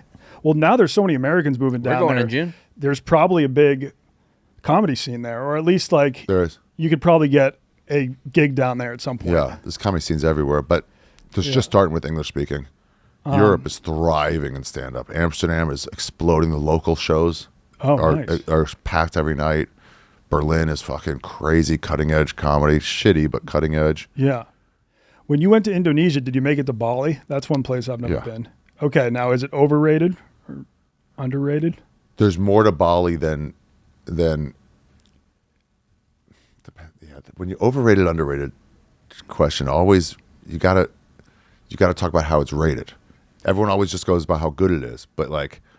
Well, I've heard some people be like, it's because it does get so much hype. Like Yeah. even people that don't travel at all have heard of Bali. 'Cause Yeah, so like many who are the people talk best about it. comedians ever? Like Dave Chappelle, Louis C.K. Yeah. They're not underrated. Yeah, no. They're rated quite highly. Yes. So no one's going, that guy? It's like they're all known as great comics. So Yeah. if anything, it could be rated evenly or overrated because they're talked about as the best. Yeah. You know? but doesn't mean they're not amazing. Dave Attell is the best comic in New York, underrated because his rating is so low. So you need both of those things. Yes. You could have like kind of a mediocre comic, but they say he's the worst of all time. Like, no, that's underrated. Okay. So Bali, there's parts of it. Kuta blows. Is that the main city? Or? It's right by the airport, and it's you can't walk 5 feet without a cab driver honking and say, hey boss, ride? You want to ride? I'm like, I'm going into a store. Shut up. Yeah. But you get away from there. Ubud's cool, and you get to like just the other side of Bali, like over like the little mountain there. Did and you it's do just shrooms there at all? I've heard the Gili Islands, like right off the coast of Bali, are a great shroom hotspot. Probably. There's always like in Southeast Asia, like one bar that pays off the cops. Yeah. And you can freely smoke weed and do mushrooms in it. Mm-hmm. Any like Bob Marley bar where they'll just have joints in a bin. You just take one out and like That's so sick. $3 that. go, and you're like, nice. And you're just so worried, but like, it's fine. The rest of Indonesia, though, is very Muslim. Like, is it hard to find a beer when you're traveling outside of Bali? It goes from Christian all the way in Jakarta. Is that Jakarta? Is that Yeah. Yeah. And then it goes to Hindu for a lot of it, and then Bali's the last place we can get pig. Okay. Because then it gets to Muslim, and so And some of those spots are wildly dangerous. Like that, been radicalized a lot in Oh, really? Indonesia. It's one of the like hot spots for radicalization. they've had right now. some terrorism into itself. Yeah, like really bad in some spots. Yeah, but it's not like this anti-Jew, anti-Western thing. Maybe it's anti-Western, but I think there might just be like the Muslim Indonesians might be anti the non-Muslim Indonesians. I know the State Department shut down travel for a little Oh, while. really? Like in certain areas, like where they were like, just don't go. sometimes Okay. State Department warnings. I'm like, Yeah. you research further, and you're like, nah, you lumped in a whole country instead of just a region. Yeah, for Yeah. sure. Iran. I met a lady who went to Iran, and I was like, it's dangerous. She goes, it's like compared to the States, it's like saying New York, Vermont, and Massachusetts are dangerous. Yeah. So I can go anywhere else. Like, yeah, but it's got such a bad rap from those that it's like, okay. But so she's like, there's like 6 regions you can't go to and 35 regions that are just the best hiking, so peaceful that you could ever go to. Like Yeah. there are people that are afraid to travel to Chicago just because there's a couple South- neighborhoods. yeah. that Because they watch are Fox dangerous. News all the time. Yeah. Yeah, we're not going where Kanye grew up. Yeah, that's why when you ask like Yeah, where, I do not think Kanye grew up in the hood in No. Chicago. like don't where know. do you Where- want to? Good Chief point. Keef Bad grew example. up. Chief Keef, Chief Keef. who's not, I just found out, an actual native chief. Oh, okay. Yeah, stolen valor, really. Yeah, Great name though. Yeah, I think he's from O Block, maybe. I don't think know. so. Yeah. Yeah, and you're not going there. You're going to fucking Boys Town or Wrigleyville, and you're like, Right. it ain't the same issue. Somebody might barf on your shoes. Yeah. Yeah. You're not getting tavern style pizza in O Block, you know? No. Oh, block. Wow. Yeah, so Bali is pretty good. If you get way outside, the further away you get, the less touristy it is. It's just Kuta, really, is Okay. the main issue. Bring up Bali. Bring up Bali, yeah. And now like it's famous for their yoga retreats. Oh, the and- surfing is crazy. The surfing is, I have like 5 or 6 of the top 30 spots in the world. And then Lombok has like also 5 or 6 of the top 30 spots in the world. They have all this animism. I like any place with temples. cool rock formations. Same. I mean, it's just, and it's so yeah, like tropical. that rock. I don't know if you see it. There's like a beach. No, if scroll down a little bit. Yeah, the over to the right. right? Yeah, that Yeah. one. I see that photo so often. Is that in Bali? That that Boutique photo Bali pops escape up on with social culture. media all the So- time. But so Like when some I was Moana there, shit. I was, looks fucking beautiful. I met a chick from UCLA, and we were fucking. Let's go. Let's go. Yeah. What'd you say? Condom? No, I did not take on. Great, because I didn't wear one. Nice. Maybe you have a kid. But her friend who was there was hooking up, or not hooking up, this guy that she met, a Filipino, I mean, not Filipino, somebody from Jakarta. Jakarta's there? Am I getting that right? Jakarta is the capital of Indonesia. Yeah. So he was from there, and they met in like San Francisco in some tech world thing, and then he was like trying to like wine and dine her. So I and the friend were like, let's get wine and dine so that this guy can try to fuck this blonde chick. And she ended up doing the right thing. She like gave him some. Okay. Yeah. Yeah, with all that. But he got us access to all this like locals only shit Oh, that he nice. knew about because he would go there all the time. And one of them, it might have been a beach like that, where it's like down all these weird steps and like no one knew. He would just pay for everything or talk to the guys.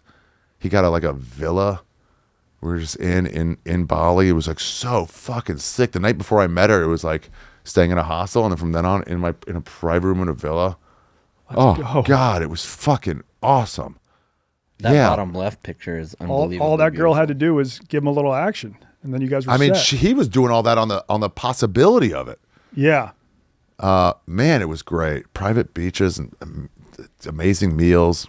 He's the one that showed me like rendang. We were in some place in Ubud. He drove up there, and they had that on the menu, and I was like, oh, I heard about this. So rendang's like a stewed beef? Something? Yeah, curried beef. Yeah, but it's so good. I saw it in a Time magazine, like best foods in the world. Oh, okay. A long time before, and it was #1. Wow. Pizza was like 6 or 7 or 8 or something like that. It was just like any food. That's tough to rank. Yeah. Yeah. Hopefully Crab Rangoons crack the top 10. Crab Rangoon's up there. It wouldn't be top 10. Not in New York. New York Rangoons are trash. Ooh. Oh, shit. You know, I don't think that's a hot take. I think now somebody told me this, and they called me a liar. I don't know if you ever get called a liar for your podcast. Do we get called liars? I mean, we have said some facts that have turned out to be blatantly wrong. I got in big trouble with the Bhutanese. Yeah, that fact wasn't wrong. We were just saying that the King of Bhutan looks like an Elvis Presley impersonator. Mm-hmm. That's opinion. Yeah, that's just opinion. But we got a lot of Bhutanese people in the comments being like, that's super disrespectful. But it's not like Elvis Elvis impersonators Presley. rule. Yeah, and Elvis was a handsome guy. We're not talking about Elvis at the end of his life. We're talking about like hot Elvis. Dead on a toilet. Elvis with a was fluffy hero to most, but he never meant me. Yeah, there's sometimes where I was in Chichi, I'm like, there's all this fair food out in the town square. There's like tons of little stalls and stuff. I'm like, this is awesome. And then my friend that I met was like, there's a festival this week. 2 weeks ago, this is empty.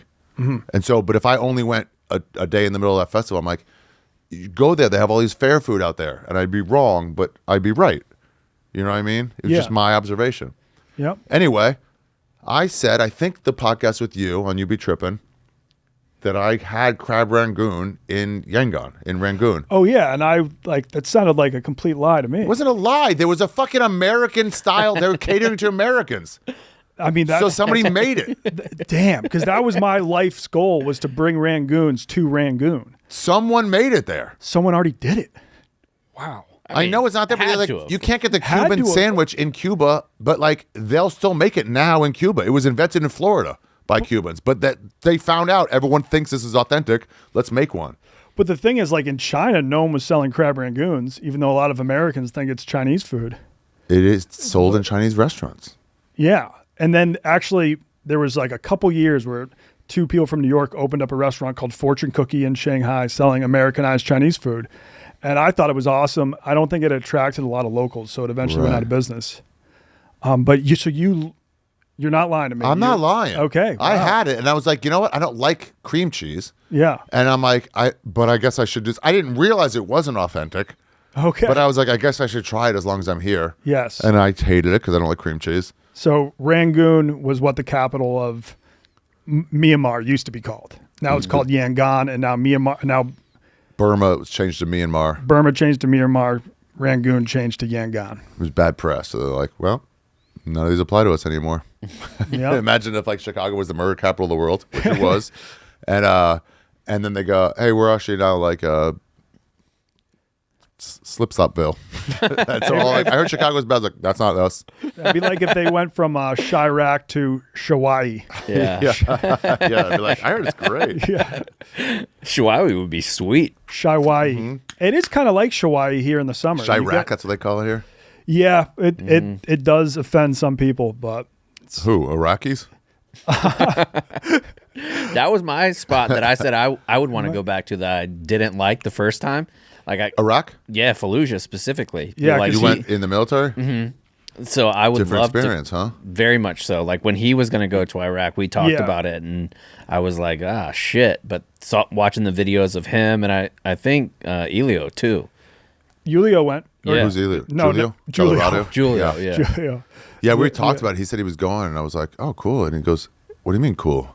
And I was like, I think it's cool that you're going. He goes, literally everyone else in my life is telling me don't go. And you just go, awesome, have fun. Yeah, now I'm going to go. I felt safe the whole time. I feel like I did what I needed to do there, so it's not like at my top of the list of places I want to go back Rape to. a local? Oh, no, that was you guys. Not me. No.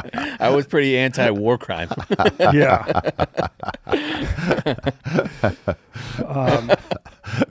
Yeah. There was a lot of ginger kids around, though, for sure. There were? Yeah, lots. I feel like Saudi More Arabia now, huh? is Yeah, true. Yeah, Saudi Arabia is inviting like all sorts of influencers there these days. I bet maybe you could get like a free trip. I don't know if you actually. I don't interest know. in Saudi Arabia or UAE. You do have a comedy special called Jew. Yeah. That might hurt. They were your almost ready to chances. make peace with Israel, Saudi Arabia, I think, right before They were. I think that's kind something of happened a couple Octobers ago, and then they kind of put a halt in it. yeah. But it was like right on the line. Somebody said that might have been one of the reasons I've heard that, that it happened, theory 'cause they were too, like- because they were worried about that. Hamas was like, if whatever happened before, but like if they make that deal with Saudi Arabia, like we're fucked in terms of freedom. So we got to make an effort now and stop that peace accord from happening. Mm-hmm. But Yeah. who knows? Anyway, I don't live there. Yeah, I'm not really interested in Saudi Arabia or UAE. Yeah, I was there for the World Cup, which was that was cool. not UAE, but Qatar right nearby. That was a cool time to visit. I was in it wasn't Wuxi. Something across. Wuhan. No. I had a bad cold there like 7 years ago. And then lots of people did after did that. not. Yeah. Oh, maybe it was related. Really bad cold. And I did fuck a monkey right before. But no, I was right over the bridge from Hong Kong right into the mainland. I don't know where that would be. Okay, so that would be Shenzhen or think- Guangzhou. Ooh, could have been Guangzhou. It was Okay. Guangzhou or Shenzhen. It was one of those. Yes. Doing a gig there. And there's a World Cup going on. So at 4 a.m. or whatever it was, the bars filled up and China wasn't even in it.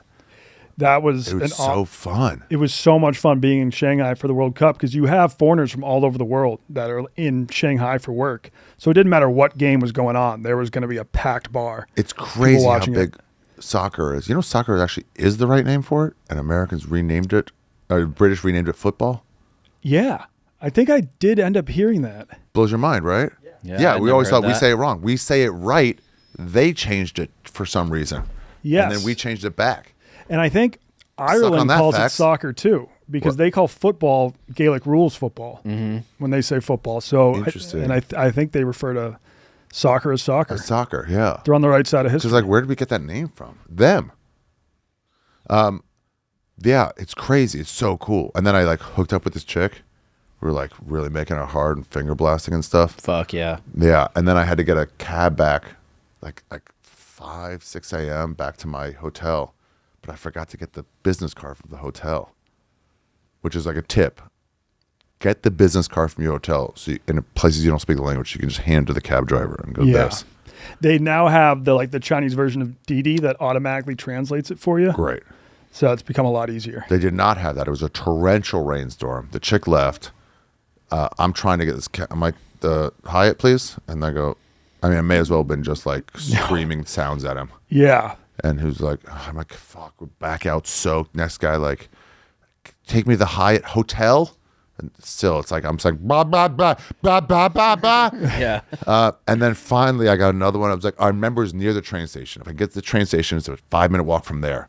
So I was like, choo, choo, choo, choo, Yes. choo, choo, choo, I've choo, been there, choo. man. Yeah. And he's I like, was going to the gotcha. airport. I forgot to say it. I was about to miss my flight. I go, "Choo," and he's like, okay, I got you. Wow. It's crazy. You can get by. Yeah. There's with always nothing. a way. Everyone's so scared. You'll figure it out. And now that they have WeChat, so you know how like we have Apple Pay now. China was way ahead of the curve where you could just pay for everything with your phone back when you couldn't pay for anything with your phone in the US. And Tap and go. I got into like an hour cab ride. Halfway through, I realized I left my like wallet, my passport, like all my shit at the last bar I was at, and had zero money. And my friend was like, "Dude, I can just send you like $20 via WeChat, and then you can pay using your phone." And it just blew my mind. Wow. Yeah, Yeah, back then. I mean, we were the last to get tap and go credit card. yeah. Everyone else was like, what? Why do you stick it in? I saw World Cup in Guatemala when I was there. They had it on, and I was in either Chichi or somewhere, I forget where, watching a couple rounds. It was fun, and then I was around a bunch of places. I was in Oaxaca and watching Ecuador play. I was like, wow. And then I was watching that, but then I went to a small town in the north, and it was just like, it was the Final Four, I think. And everybody had it on. I mean, this is a tiny, like 3-block town. And like, you see them watching, and just like some like electronics store. Somebody's like, and you just like, everybody could watch. It's totally fine. And then I was sitting at eating some, like a tostada or something. Some people at a pharmacy across this, like, I mean, the street was about as wide as I am to you. And they kept looking at me, and they're rooting for Messi, even though he's not Guatemalan, but he's close enough. Okay. So they're rooting for Argentina. Yeah. Hard. Guatemala doesn't have a great team, I guess. No, and I I'm think watching, so. and they're like, "Who are you rooting for?" In Spanish, like Netherlands, because they were playing that. I'm like, "No," like, come on. And I'm like, "No, I'm not. I'm not. I just look like I'm from there. I'm not rooting for the Netherlands. You guys are closer to me than the Netherlands are. Pretty much like not genealogically." And I'm like, "Fair, but no." I'm like, "I'll root with you." It's like, "Come watch with us" in the second half, and I did. It was so fucking cool. And then they won, I think, in a shootout. And then they were like, "Go get some Quetzal," and we just got this local. Everybody has their local like bathtub liquor. Yeah. You know, and it was that, and the kids got it. We all drank. It's like, God damn, it's fucking so strong. That's the local bathtub liquor of Guatemala. No, it's not. Quetzal is it's the bird is it's a Quetzal. Quetzalcoatl or Quetzal, yeah. Quetzalcoatl. Quetzaltica is the liquor. All right. Let's say the bird's on the money, and they call the money the Quetzal. That's it. Quetzaltica is the liquor. What is it was similar so to? Bad. Different flavors on it. Quetzalcoatl was like an Aztec god. It's put T-I-K-C-A. Quetzaltica. It's with a Q, I think. Yeah, it's with a Q. All right, so maybe we'll call this episode the Q-U-E-T-Z. Guatemala episode. Yeah. So I could have taken you all the way through Guatemala. Well, We went all over the place. No, I T-I-C-A, enjoyed one going word. all over the place. We'll have to have you back on to do East Timor because I'm pretty good with geography. Boom. That it said on the left. Look at that lady. Woo, brings back some early night memories and no late night memories. God, I smuggled some of that great back. logo. It's a great logo. It's so shitty. I mean, the $14.99, that's with heavy importing costs. Yeah. That's there. I mean, that's a $2 bottle of alcohol. See if we can get some of that on Uber Eats delivered. Yeah, you know what? Because that'd be a great around the office. Yeah. Everybody Get tries some liquor from everywhere. Yeah, that's Yeah. a great Get idea. some Quetzaltica. That's what we should do. Liquor from every spot that we Yeah. I was covered. trying to get shit like that. Yeah. For you be tripping. That it's like, So now if you do it, they'll be like, you're copying. yeah, that's dropping. right. Hey, you guys, it's my idea. It's my idea first. Does it taste like tequila or is it more Tastes like clear. a moonshine? It's like more like a moonshine. Okay. Yeah. Wait, what were you saying next time? Oh, East Oh, Timor. yeah, East Timor, because I'm good with geography. It would take me a second to find East Timor on a map. I know it's near Indonesia, right? It broke off. So the last island in Indonesia is split straight down in half. Okay. Indonesia on that side, Kupang, and then East Timor starts right here. Okay. Goes that way. There's a bunch of do not travel advisories. Yeah, maybe that's but- what you were thinking of with the... No, I know for sure it's okay. Indonesia. All right. Yeah. But it's like everything's been set. So after they broke off, it's a 20-year-old country. Oh, shit. They broke off. When I was there, it was a 15-year-old country. Is there a West Timor? West Timor is Kupang. So Okay. West Timor Island is the west side of Timor Island. Okay. And East Timor, Timor-Leste is the east side of the island. Also great. Kupang is also great. But so when they broke off, they had a vicious, the Portuguese just said, you're on your own. You're fine. They kind of just gave it back to them. Yep. And then Indonesia moved in hard and took over. And then when they wanted independence, I think they slaughtered a third of the country. Jeez. There's just massacre in a cemetery where they're all hiding there and they're just killing them all. It was crazy. And then they just, on their way out, they finally made a piece of cord. They jackhammered all the roads. So they had no industry. They had no infrastructure. Fuck. So they have all this, they're trying to get the roads paved. So it's you'll drive one way and then drive back the next day. And you're like, what the fuck? It's all mud. Yeah. And it's there was a light rain. It all came down. It's crazy. But I guess let's let's end the pod talking a little bit. The fuck was I saying though? Well, you were. Oh, where was it? So it's fit. So anyway, after they got independence, then the two leaders who got them independence battled to see who would run it. So there was a civil war immediately, but then they outlawed saying, "Oh, you're like a northerner." That would start a fight at a bar. If you said that at a bar, everyone's like, "Dude, shut the fuck up. We don't want troubles again." Yeah. And so just saying that was illegal, and so then became safe. And so everyone's like, "No, there's still travel advisories." We're like, that's done. That doesn't apply anymore. Yeah. So it's totally safe. It's just not mapped at all. It does seem like that takes a while to catch up, like the travel advisories. Like, what is it like now? What was it like? It takes about 3 or 4 years to really catch up. And that rich guy from Jakarta, he told me, he was like, "Are you going to see the Komodo dragons while you're here?" I'm like, "Is that close? I've always wanted to see that." He goes, "Yeah, it's in Indonesia. It's like 3 islands over." I'm like, "Oh my God, yes, I'm definitely going then." But I didn't know. Did you get to see one? Yeah, I touched one. Oh, shit. Hopefully you didn't touch one of their tongues. No, I touched one on the back, and the guide was like, "What the fuck, man? Don't ever do that." Like, what did you do that for? And I was like, "I don't know." And he goes, "That's crazy." I'm like, "Well, you've done it before." He goes, "No. I've been here 10 years. No way. Don't do that." Oh, because they can snap around like that. back. Just can like it'll snap just eat around. away your skin if it Yeah, just. their Yeah, saliva. Right, yeah. Have you seen those time lapses where it's like if they bite a small deer, just a tiny little bite, 3 days later the entire deer will have just been completely decomposed because of their bacteria. If they don't swallow it whole, like right Oh away. yeah, they can definitely But they're swallow like, whole. "I don't have to chase you far. You'll get lame soon." That's But like, anyway, that's he like also- a legit dinosaur. Like, Yeah, that's a yeah. dinosaur. Yeah. 100%. And he told me, he goes, "East Timor," and I was like, "It's dangerous." He goes, "That's because they don't do trade with America. So America has no reason to reverse that travel advisory. They don't have to go in there. They do trade with Australia, so Australians are like, go ahead. There's a direct flight from Darwin." Yeah. But he goes, "There's no reason. So, but it's safe. They just haven't bothered to reverse it yet." Yeah, always take travel advisories with a grain of salt. Yeah. Look a little deeper. Because also there's some safe countries that are like, "We advise you not to travel." I'm like, to Denmark? Fuck off. What are you talking about? Because I heard there was a pickpocketing 6 years ago. Yeah. Do you have any last words of advice for someone who would like to travel to Guatemala?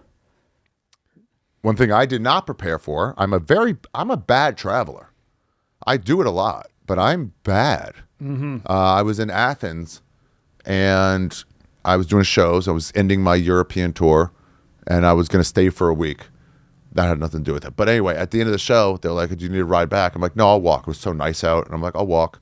They're like, "No, you shouldn't." I'm like, "Buddy, I'm an experienced traveler. I've been to 35 countries. I know what I'm doing." And he's like, "Okay, you're going to walk straight through the heroin district." And it's like, I wouldn't walk there. And I'm like, "Oh, damn, I really didn't do any research. I just assume I'll be fine." Yep.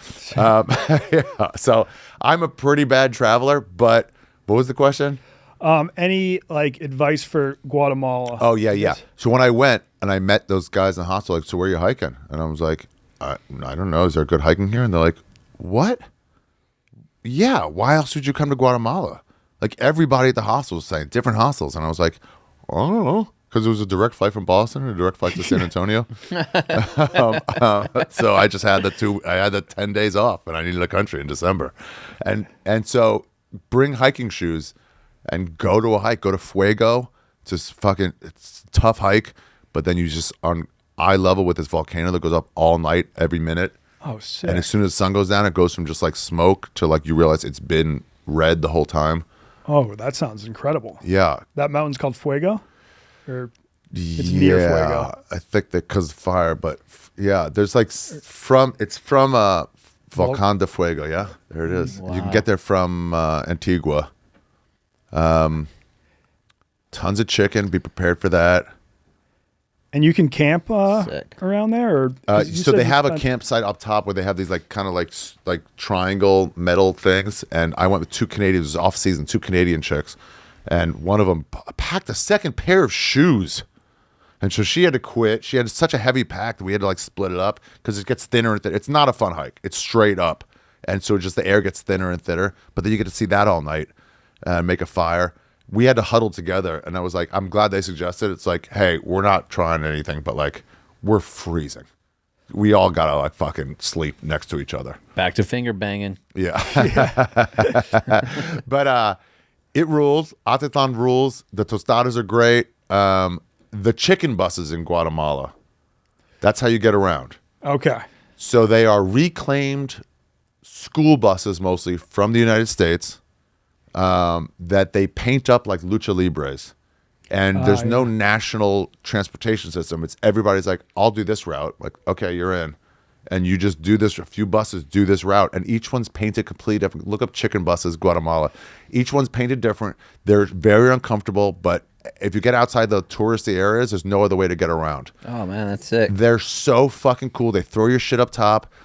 Women jump out while it's like old women while it's still kind of moving. That's basically what they do at NASCAR races, just like decorate. Yeah, like Dale right. Earnhardt. Yeah. I mean, right? Yeah. There's probably a lot of roads that aren't paved out there. A lot, yes. And some very windy roads. You'll get sick. The chicken bus can handle it, though. The chicken bus can handle it. Yeah, but it's just like, it rules. That's the one in Antigua with that volcano right behind it. I think I'm going to do this trip at some point. I'm going to go. I'm going to Guatemala? I'm going to do a few days at Lake Atitlan, and then I'm going to do that hike and camp and watch the volcano all night. I would go to that hostel. I'll tell you what it is on a Wednesday. It's worth it Okay. if you want to stay longer. But they do have some private rooms. But they also have a Temezcal that was under repair, so it wasn't there. Temezcal is like a sauna, Yeah. different to that region. But when I went to that northern town, when they were when that was for whatever, I was searching for a very specific kind of sauna that they only have up there called a shug. I don't know, but Sounds kind of Jewish. yeah. Well, saunas are very Schwitz is very Oh, yeah, Jewish. Schwitz, So, yep. but it's there. It's like a version of the Temezcal. It's only there. They heat it with fire. You bathe yourself in it and like scrub yourself, but it's like super sweaty. The women do it before market days to look better. But I went up looking for it. I told the guy at the hostel I was going up there, goes, no, there's no shuttles up there. But like, that's cool. You're going. Nobody goes up there. They do have in the right season, a drunken horse challenge In. in this I'm in. town. I Say don't no want to more. say the name of the town. I don't like to ruin Say places. no more, dude. Yeah, and they all wear these very specific red striped pants, and they all get drunk and fucking try to like impress each other. Hell Oh, yeah. tell you all I about- thought they get the horses drunk. I was like, that would be sounds great, awesome. It's like a maybe. race, but Both. you get every Yeah, why horse not everybody? shit-faced Yeah. fit. Yeah, That would be sick. yeah, and that place fucking rule, but no nice place to stay. Take a chicken bus up to some drunken horses and Yeah, I had to buy a great couple time. like Jesus candles to, Yeah, just to heat dude, I myself. just found it. The Drunken Horse Race. Don't say the name of the town. Okay. Yeah, it's also known as Scotch Coil, is a traditional horse race in blank. Thank you. And then there's a headline that says the Deadly Drunken Day of the Dead Horse Race. I guess that's it. I'm trying to see what the rules are. Oh, yeah. The race is the culmination of 10 days of drinking and revelry Wow. in a place where alcohol is usually forbidden. Yep, so- those are the pants. You take a town that normally doesn't drink, you give them 10 days a year where they can drink, and on the last day, you're going to do a horse race? God, that sounds That's- incredible. Yeah. There is drinking there. That's wrong. Yeah. So are you a big not say the place because you don't want to blow it up? I don't want to blow it up. I'll blow Yeah. up Paris. It's already discovered. But you see these seismic changes. You've been back to places where you're like, ugh, it's ruined now. Yeah. And I don't want to have a hand in ruining things. There was a great documentary on that. Really? About Panama It's City called- Beach, right? It was just about tourism in general and how places have changed. Like Especially with the internet. the full moon party in Thailand on Koh Phi Phi. Koh Phi when I Phi went, it used was to a be like a quaint rumored island. thing. It was Yeah. just a rumored thing. Yeah. And now they had a it's- little website, but it was badly run. It's completely commercialized now. Yeah, and it's like, damn. And it's like, it's not that you want these people to make money, but it's like they don't need as much. It's like, it's over now. Mm-hmm. The experience is finished. My last question for you is, if you could get a free flight and a free procedure, would you be interested in Bald Stool Season 2? Buddy, Or I've been talking to a friend of mine about it. I mentioned it. He can't stop talking about it. Bert Kreischer? I don't want to say whose name Okay. it is. All right. Yeah, let's say. But yes, it's Bert. Okay. And I've been showing him some of the clips for Bald Stool. Bert is going to want to listen. Bert is a snob, and he would not. He'd be like, "I'll just buy out the hospital and do it myself." Yeah. He's not looking to have like, but he also would film it nonstop. Yeah. I have a couple comedian friends that are like also like interested in it, and the other ones I think are more like quiet about it, so I won't tell you. But like, but yeah, the interest 100%. It's when I can have the time. Let me ask you a question about bald stool. Sure. About these procedures in general. So what I've heard from their different friend is that it's incredibly painful for 2 weeks afterwards.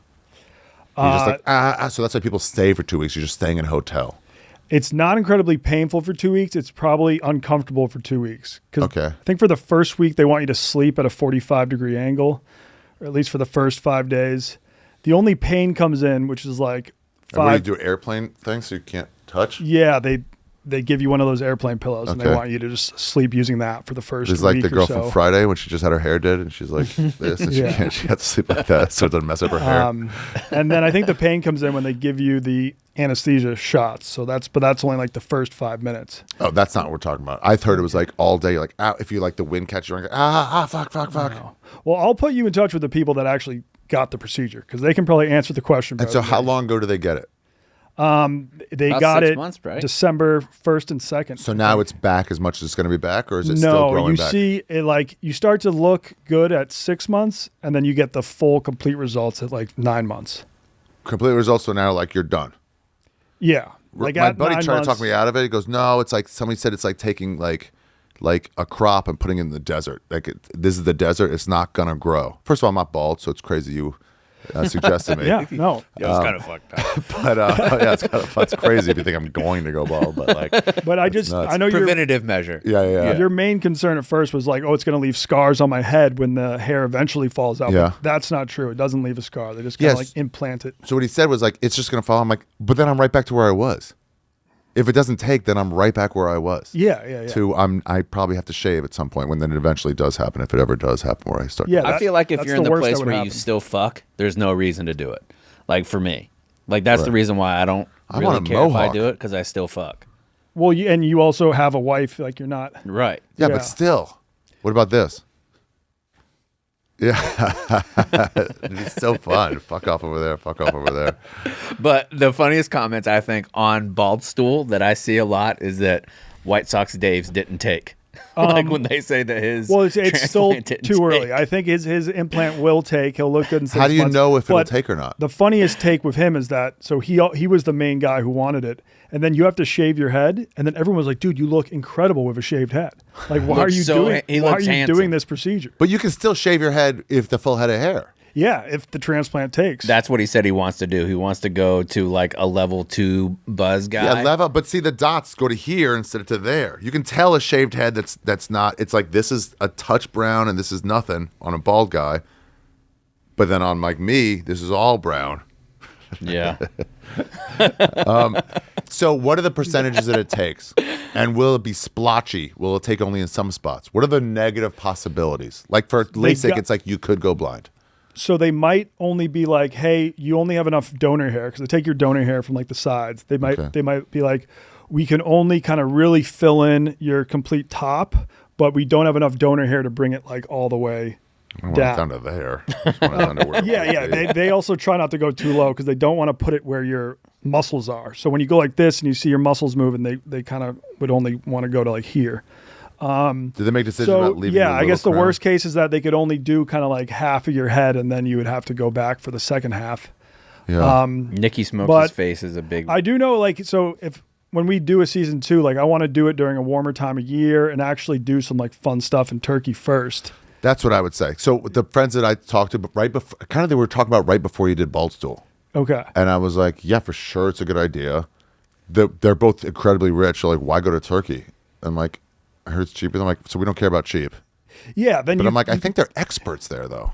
Yeah, they are the experts. But no, there are clinics that will do it for The you same in the procedure U.S. here. A lot more expensive. I think with this, it was just fun to do a group trip to a foreign country. But that's the thing too. Yeah. And if you're going to recover, you want to be away from everybody with you when you have that white fucking headpiece on. I think after the surgery, you probably just want to recover in your own bed or wherever you're most But get like a comfortable. luxury hotel in Istanbul. Yeah, or you could just You know, or like stay in or a like hotel. in a fucking nice area. If you're allowed to walk around, then like I mean, I guess you can't go to hammam with. Yeah, you can't do baths. They give you all these rules, like you're not supposed to have sex or jack off. You're not I supposed to just saw that do one. caffeine or alcohol afterwards. For how long? Just a couple weeks or a week. Couple weeks, no but then- caffeine's tough. But then at first, they say the first week, they're like, yeah, you want to avoid rain or sun, and you want to avoid sweet or salty foods. And I was like, isn't that all weather and all food? Yeah, Just basically, cabbage. yeah. Just eat raw cabbage. Yeah. So it's like, yeah, you could still like walk around the city and explore, but I think the fun stuff you'd want to do Before. the transplant. Yeah, I Like, think for they've those got- two, same thing with ayahuasca. Get used to the place first. Don't run in, just do the thing. Get chill, get your bearings, Yes. do whatever, and then go, okay, about 5 days in the Amazon. I'm ready. I'm feeling the jungle now. I'm ready for this. And I think Istanbul would be kind of the same thing. Get it all the way, do some Yeah. fun shit. Have you ever been What? to Istanbul? Turkey? Or Yeah, I did Istanbul? I did one of those long layovers they allow. Oh, nice, so I'm yeah. like, give me like a 9-hour layover. Yeah, that was the first time I went there. Was a long layover too. Leave your stuff, run into a hammam, like go across town. It's Yeah. like 45 minutes across town. It's such a big city. Yeah. Do the hammam for a couple hours. Then I was like, oh, I still got time. Had a Turkish breakfast with Turkish coffee. Then like went back to the airport. Dude, it was Like a awesome. It was like a doctor. beautiful day though. The one layover Yeah, that I me had too. too. It was like, wow, so lucky. And Turkish Airlines like paid for a lot of it. They were like, we're going to take you out for breakfast and lunch, and then you can do whatever you want. What do you mean? Pay for what? Postal? No. When the first time I went to Turkey, it was a long layover, and Turkish Airlines were like, "Oh, you can be in our layover program. Well, we're gonna take you out for breakfast, take you to 3 of the touristy sites. They pay for it all, and then they take you out for lunch, and then they're like, now you can do whatever you want. Just make sure you're back at the airport." Wow.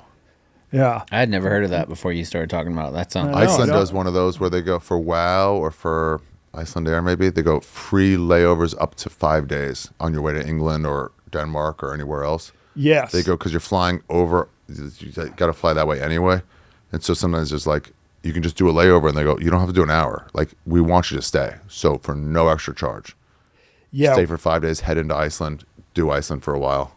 Although WOW Air, I think, went out of I business. think they went out of business. I think yeah. some people were on their layover when they went out of business. So they're like, yeah, you got to find a different airline. Wow. fuck. My last piece of advice for Yeah.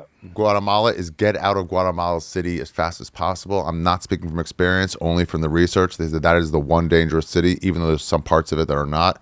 But like you want to land pre-nightfall, like early as possible, get in one of those white cabs and just get to Antigua and then get your bearings. It's a 2-hour ride, nice ride. You might have to share with somebody, but it's a nice ride, and then you're there, and then it's safe. Okay. Yeah. Same thing with Guayaquil in Ecuador. It's like that's Yeah. the garbage town full of danger. Get out of there. Yeah, when I was in Guatemala, it was a high school field trip. We had to raise money for it, but it was awesome. And we were in this town. They're like, whatever you do, don't leave the hotel. A lot of people go missing in this town. And right when the chaperones went to bed, I just left the premises and was walking around going, "Donde cerveza, donde cerveza." Brought beers back to all my classmates. Hero. Yeah, I was the hero. Hero. Wow. It was probably the highlight of my high school career. That in that Probably. town where they had the drunken horse race, there was a guide who whoever they were guiding, the out of towner, was taking pictures or video of some kids playing, and they were like, "You're gonna traffic these kids," and then he's like, "No, I'm just like it's just like children playing. It makes a cool black and white picture," and they go, "No, you're gonna traffic our fucking kids," and they killed him, and then they burned alive the guide for taking him there. So a small piece of advice if you're going to that town, just easy with the pictures. Okay. Like Amish rules, basically. Yeah. Yeah, maybe won't do a vlog there. Yeah. Or make sure like, can I, Yeah, maybe be always very ask clear. for permission first. Yeah. But I don't know. They might be better now. Jeez. Guys, this was great. Yeah. Thank you so much. 100% I'm on. interested in fucking Turkey. I just got to find the time to where I can. How long till you don't look like a freak anymore with your hat off? Although you work as a comedian, if you look like a freak at some shows, that's only going to help. I mean, I can wear a baseball cap at some point, but like, how long till you can like not have anyone know something's up while you're wearing a cap? Yeah, I think they say like, so for the first week, the only hat you can wear is a loose bucket hat. And Love then it. I my think style after anyway. a week, then you can You see wear Mickey Smokes is out there? a normal hat. Because he And just then got the it 4 sides months ago. would be full enough that Yeah. you can't tell. And then, yeah, I mean, well, he got like I think we might have a guy out there that just had the procedure who could answer some questions. But if not, I'm happy to connect you with like, I think 14 people had the procedure and they'd all be happy to answer questions. Really? Yeah. Hold on. Wait. Brad, this guy, my friend Brad, this guy takes people on tours of Istanbul for hair transplants. How safe is it? Would you say do it or don't do it? I'm videotaping you. Okay. You're talking to my friend Brad. Bert. Okay, It's Bert. Brad. It's Bert. I would say do it 100%. It's the Wonton Don, man. He knows everything about everywhere. Yeah. No, it's safe. Turkey's fascinating. It's got a rich history. He doesn't give a fuck about that. Great He's cuisine. vain. He just cares about his hair. He just cares about his hair. Yeah, they will do a good job, especially if they know you're making content out of it. They're gonna be like, all right, will. If we do a bad job, this is gonna make us look horrible. So they're gonna have the top doctors on your scalp. Care. All right. Yeah. All right, Ari. Well, thanks, man. Appreciate it. All right. Yeah. No. So we'll be in touch. You can. Yeah, we'll be in touch. I just need some time. I can't do it right before I go traveling South America. I don't want to be all fucked up traveling, but that would have been nice. Turkey's got some awesome beaches, and they also have a town called Cappadocia where people used to all live in these underground cities and with all these crazy rock formations. So it's like, if possible, I might want to like tie that into the trip too. David Cross did my podcast, and he did Turkey, I think right after Mr. Show or something, and he was like, I'm going to get lost. And he went, I thought just Istanbul. And he goes, no, I went Cappadocia, all these places, did acid with a bunch of locals, like deep Turkey. And it's like, whoa. That sounds awesome. Yeah. Well, hey, man, thanks so much. Okay. Yeah, I mean, he's got it. Yeah. Let's see the hair. So this guy is kind of a douchebag, but no, he's cool. Transplants. Yeah, sure. If you just Let me want see in the light. just because he's. Let's see. Okay. So now, before I touch it, does it feel the same to you, or does it feel different? No, you can touch it. It's cool. But does it feel the same to you? Yeah. As like Like this, 20 years like my ago. normal hair to now, yeah. Okay. Because they take your normal hair this from is back like here, yeah. they put it up here. And did you only do it in the front? Did you do it? Yeah, up well, top? You didn't have a crown. You didn't No. need it. I had like a small crown, but they said if you just take minoxidil, it'll grow back in, and they said they're not worried about it. So my shit was like a Batman symbol. I don't know if he showed you the pictures of it. And they just basically filled in where there was no hair. And what are you But doing show about him one this? of the wrists. Pull up the Nicky Smokes But head pick. like a friend told him that when you get a hair transplant, it's like 2 weeks Of like just- pain every time the AC pain. comes on. You're like, ow, ow, ow. So I didn't have pain. It was more so I was just annoyed. What do you mean? About what? So like the first 12 days, you have to sleep at a 45-degree angle. 12 days. So that was me after surgery. Oh yeah, his I had a bad reaction because I think I got all my work done up front and Yeah. everyone else got their shit done in the back. Yeah. That I just reacted Such differently a to great it. picture. What's with your eyes? Yeah. So the fluid, Mega they mind. pump you with saline, went from here into it lowered into my eyes. Whoa. Yeah, so I looked like fucking Avatar. yeah. It was only like that for what, like 2 3 days. Okay. Yeah. Yeah, it looks like your disguise is wearing off. That's what it was. But the discomfort is basically just the sleeping, and 45-degree. And can you sit just upright like this? yeah, you could if you could sleep like that, you could do that. But otherwise, just like I don't think you'd want to sleep. that's a just plane. sitting up. It's on a plane. That's what I do. I can't lean Yeah, back. I'd say tall that's guy. the only part that really sucked is just how you had to sleep, Yeah. and then after like the hair care you have to do. It's not that it's painful. You're just like petrified that you're gonna fuck your shit up. Yeah. So you're like, What's the hair care? Just lightly spreading and stuff. yeah. So they give you a special shampoo and you just put it in there. Oh, that's the other thing. So you can't have the shower head hit it. So you're like filling up a cup, pouring it on your head, I've filling done up that. a cup. I pouring- did that yeah. Is that just for the East first Timor. 2 weeks? Yeah, that's just like the first 2 weeks, and then after. And then there's like a foam you put on. Right, and then once, because it'll scab up once you basically wash out the scabs, you're good to go. Basically, do whatever. And you just do. never scrub it. Or do it. But 2 weeks is not that bad. No, it's not If bad it's at like, all. and then after that, you're back to regular life. Yeah. Well, 30 days no exercise, 2 weeks no sex. So it's still kind of growing back right there. Yeah. So right now, I think I got it done in December. So this is month 3. Yeah. So it'll keep growing in, and then by May, June, it'll be 60%. And my friends that had it done, they said when you get to 60%, you'll be more than happy. You'll think it's done. I mean, and then if you everything could after get that. a little bit more hair, you'd be like, great. So, Yeah, exactly. Yeah. So no, I'm. You'll best be at decision 60. I And made. 60% is that's as far as it'll go? Or No, keep it'll go to going? 100%. But he was just saying when it gets to 60, it'll look like 100% to you. Right. Because you obviously haven't had hair there the entire time. Yeah, it's like when Don gets like one of those half chubs. It's like to him that's as much as he can get. I'll He's never seen a full boner. I can still so. get it in. Yeah, right. She might not be happy with it, but Yeah, little Christmas. You gonna Christmas come stuffing. season 2? I'm thinking about it. I was already thinking about going at some point, but it's You should, you man. guys seem like you're having a blast. We did. It would be my friend who asked. He was, "You ever think about going?" I was like, "Yeah." And I never noticed he was losing hair. But he was like, he told me about the pain thing, and he goes, "But let's go with a friend, so it's like more fun." I'm like, "This seems like that, where it's like I'm not just stuck alone for 2 weeks." That would suck. And the fact that we went with 12 people made meet it up. so much better. Because if you're just out there and you're walking around with this shit on and you don't know anyone or what to do, then it's even more miserable. But we had him as a tour guide. That's And then we great. also had 7 other people like at the fucking surgery with us. So we were just like a walking, balding wolf pack. And it's funny. And you got to keep your stress down. Is that what they say? Yeah, I guess, but Do they say, is that a thing or no? it wasn't on the sheet. Okay. The only thing that stuck out to me on the sheet was they said no nicotine or coffee for like 10 days. Okay, you you can were do still that. doing some nicotine. Yeah, I was doing nicotine. You were interesting. Yeah, like the pouches. Wow. But the thing that's contradicting about that is that on the packet, because everyone in Turkey smokes, Yeah. they said, oh, you could have 3 to 4 cigarettes a day. So I just think they know that everyone in Turkey smokes cigs, so they just know it's pointless. But I had yeah, a no nurse sex once, for he was 2 like, weeks. no smoking for something, and I was like, what about weed? She goes, no.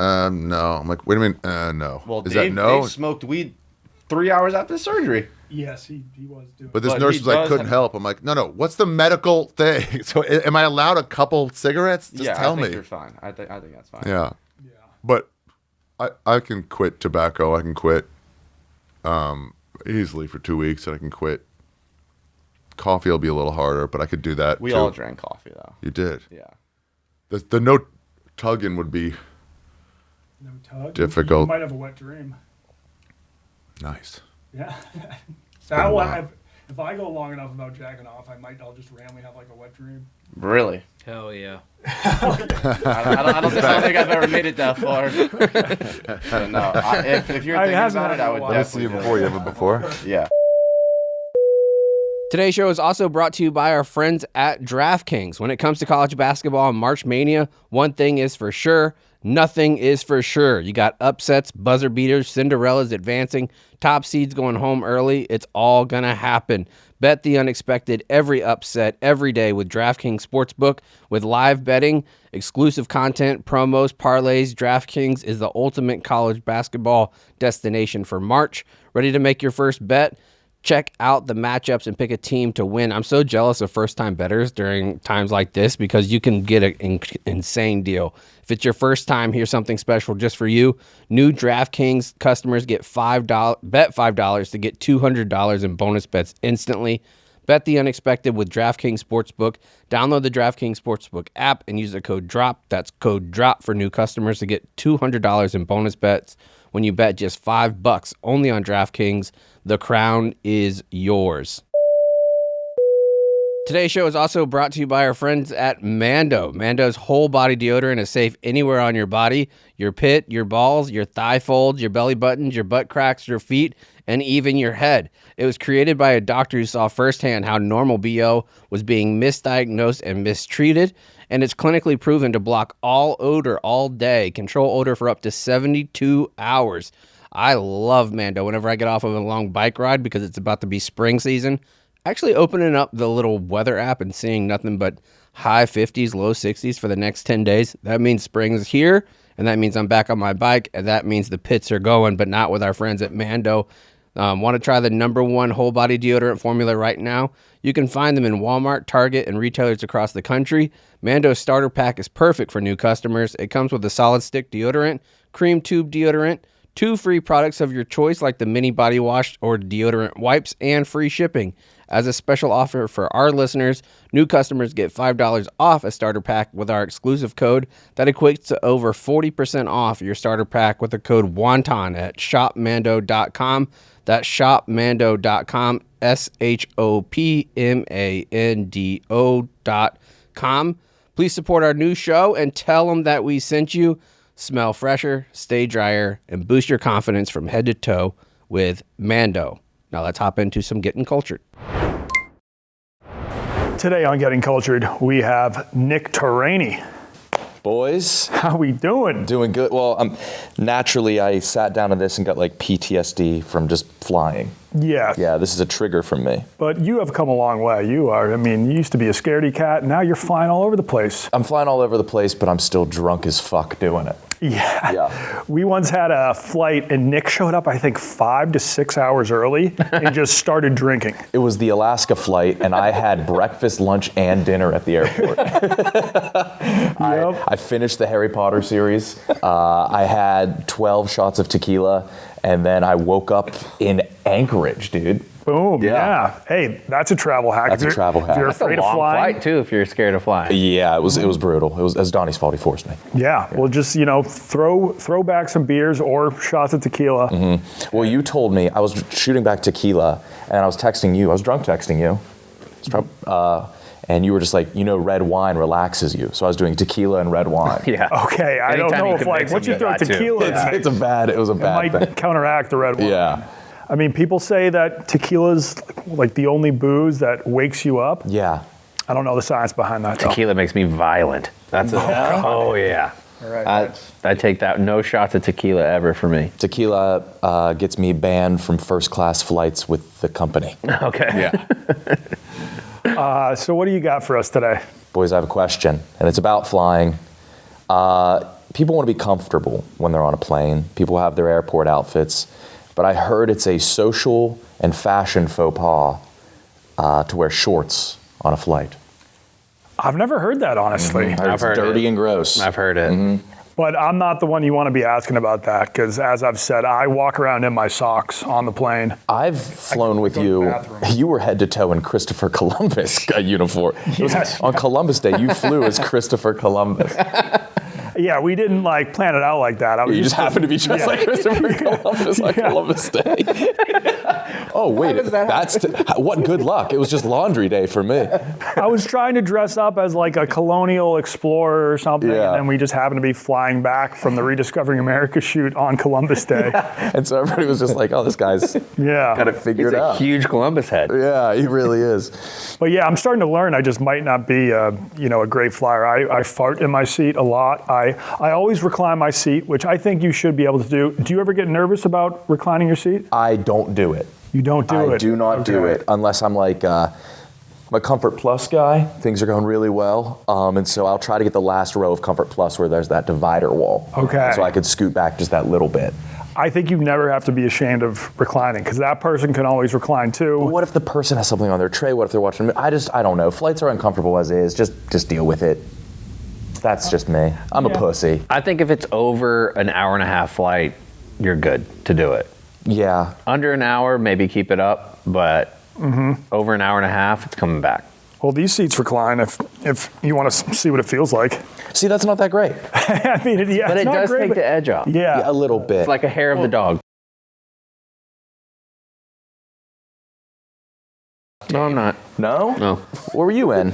Oh, no. Like big planes. Oh, okay. Yeah, but they did suck. They didn't have like heat or anything. They didn't have heat? No, so you'd be up like 30,000 square feet. It's like over the negative ocean. 30 degrees up there. Yeah, it's super cold. Oh my God. Are you talking about those cargo planes that have that giant door that yeah, opens the up at the C-130, end? yeah. Damn. No and you fucking- get strapped into the side. Yeah, so I would take my dog out of his kennel and just make him lay like on You would top use of him me. for warmth. Yeah, he'd be like my own little coat. Do you have flight attendants on those? No stroop waffles? Just people yelling at you and shit. Yeah, that sucks, man. Like, shut up.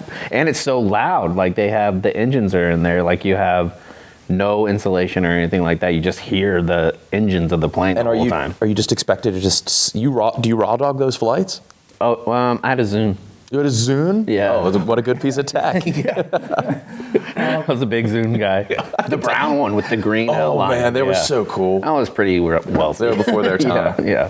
Why are stroopwafels synonymous with planes? Like, do you think they signed like a giant contract with just like a bunch of airlines? Honestly, I don't know. It's the only place I eat them, but they're quite tasty. They're They're fantastic. amazing. What a good mouthfeel. They're hard and soft at the same And time. you put them in the hot tea where it gets a little melted Sit over caramel. top, yeah. Yeah. What a good treat that is. Yeah, they need to escape just planes. My virgin stroopwafel was on a flight. Yeah. Oh yeah, everybody's virgin. And now if I see it, I get it. Like at a nice coffee shop, you'll go get a out. stroopwafel. Yeah.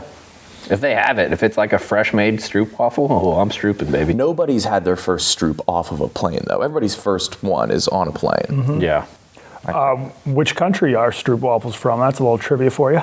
It's got to be some sort of Scandinavian. It sounds like something Swedish chef would say as he's cooking. Close, yeah. Norway. The Netherlands. It's Dutch. It's Dutch. You can get a good one I get at Danish Disney World. and Dutch mixed up a lot, but Yeah. Dutch is the Netherlands. The Dutch Danish is the Netherlands. are from Denmark. That's right. Boom, nailed it. Now, you said you have a travel hack for us? Yes, we're men here. We're red-blooded hetero men. Yep. The only time we get underwear is Christmas. Not me. I don't pack underwear when I fly. Wherever I go, I buy a pack. I have a fresh pair of underwear. I have a fresh pack of underwear for the week, and then that's how I get my new underwear. You're like the Allen Iverson of underwear. My God, I am. Yeah, that's what. Yeah, chaps. So that's the only time I buy underwear, and now I have the pair I'm wearing right now from New Orleans. Okay. Damn. Like a similar vein is that whenever Portnoy travels, he never packs toiletries. He goes to the Walgreens across from his hotel and gets all new toiletries. Really? I'm particular about mine. Okay. Yeah, You got a nice DOP kit? I do. Filled with my keels, dude. Why do they call it a DOP kit? Is it an acronym? DOP? For You're better at this than me. Go ahead, take the floor, brother. DOP stands for DOP. It's a dermatologist. Oh my God. Oh boy, you're usually better than this. Oncologist and proctologist? Yeah, it's all three. It's got all three things that those professions need.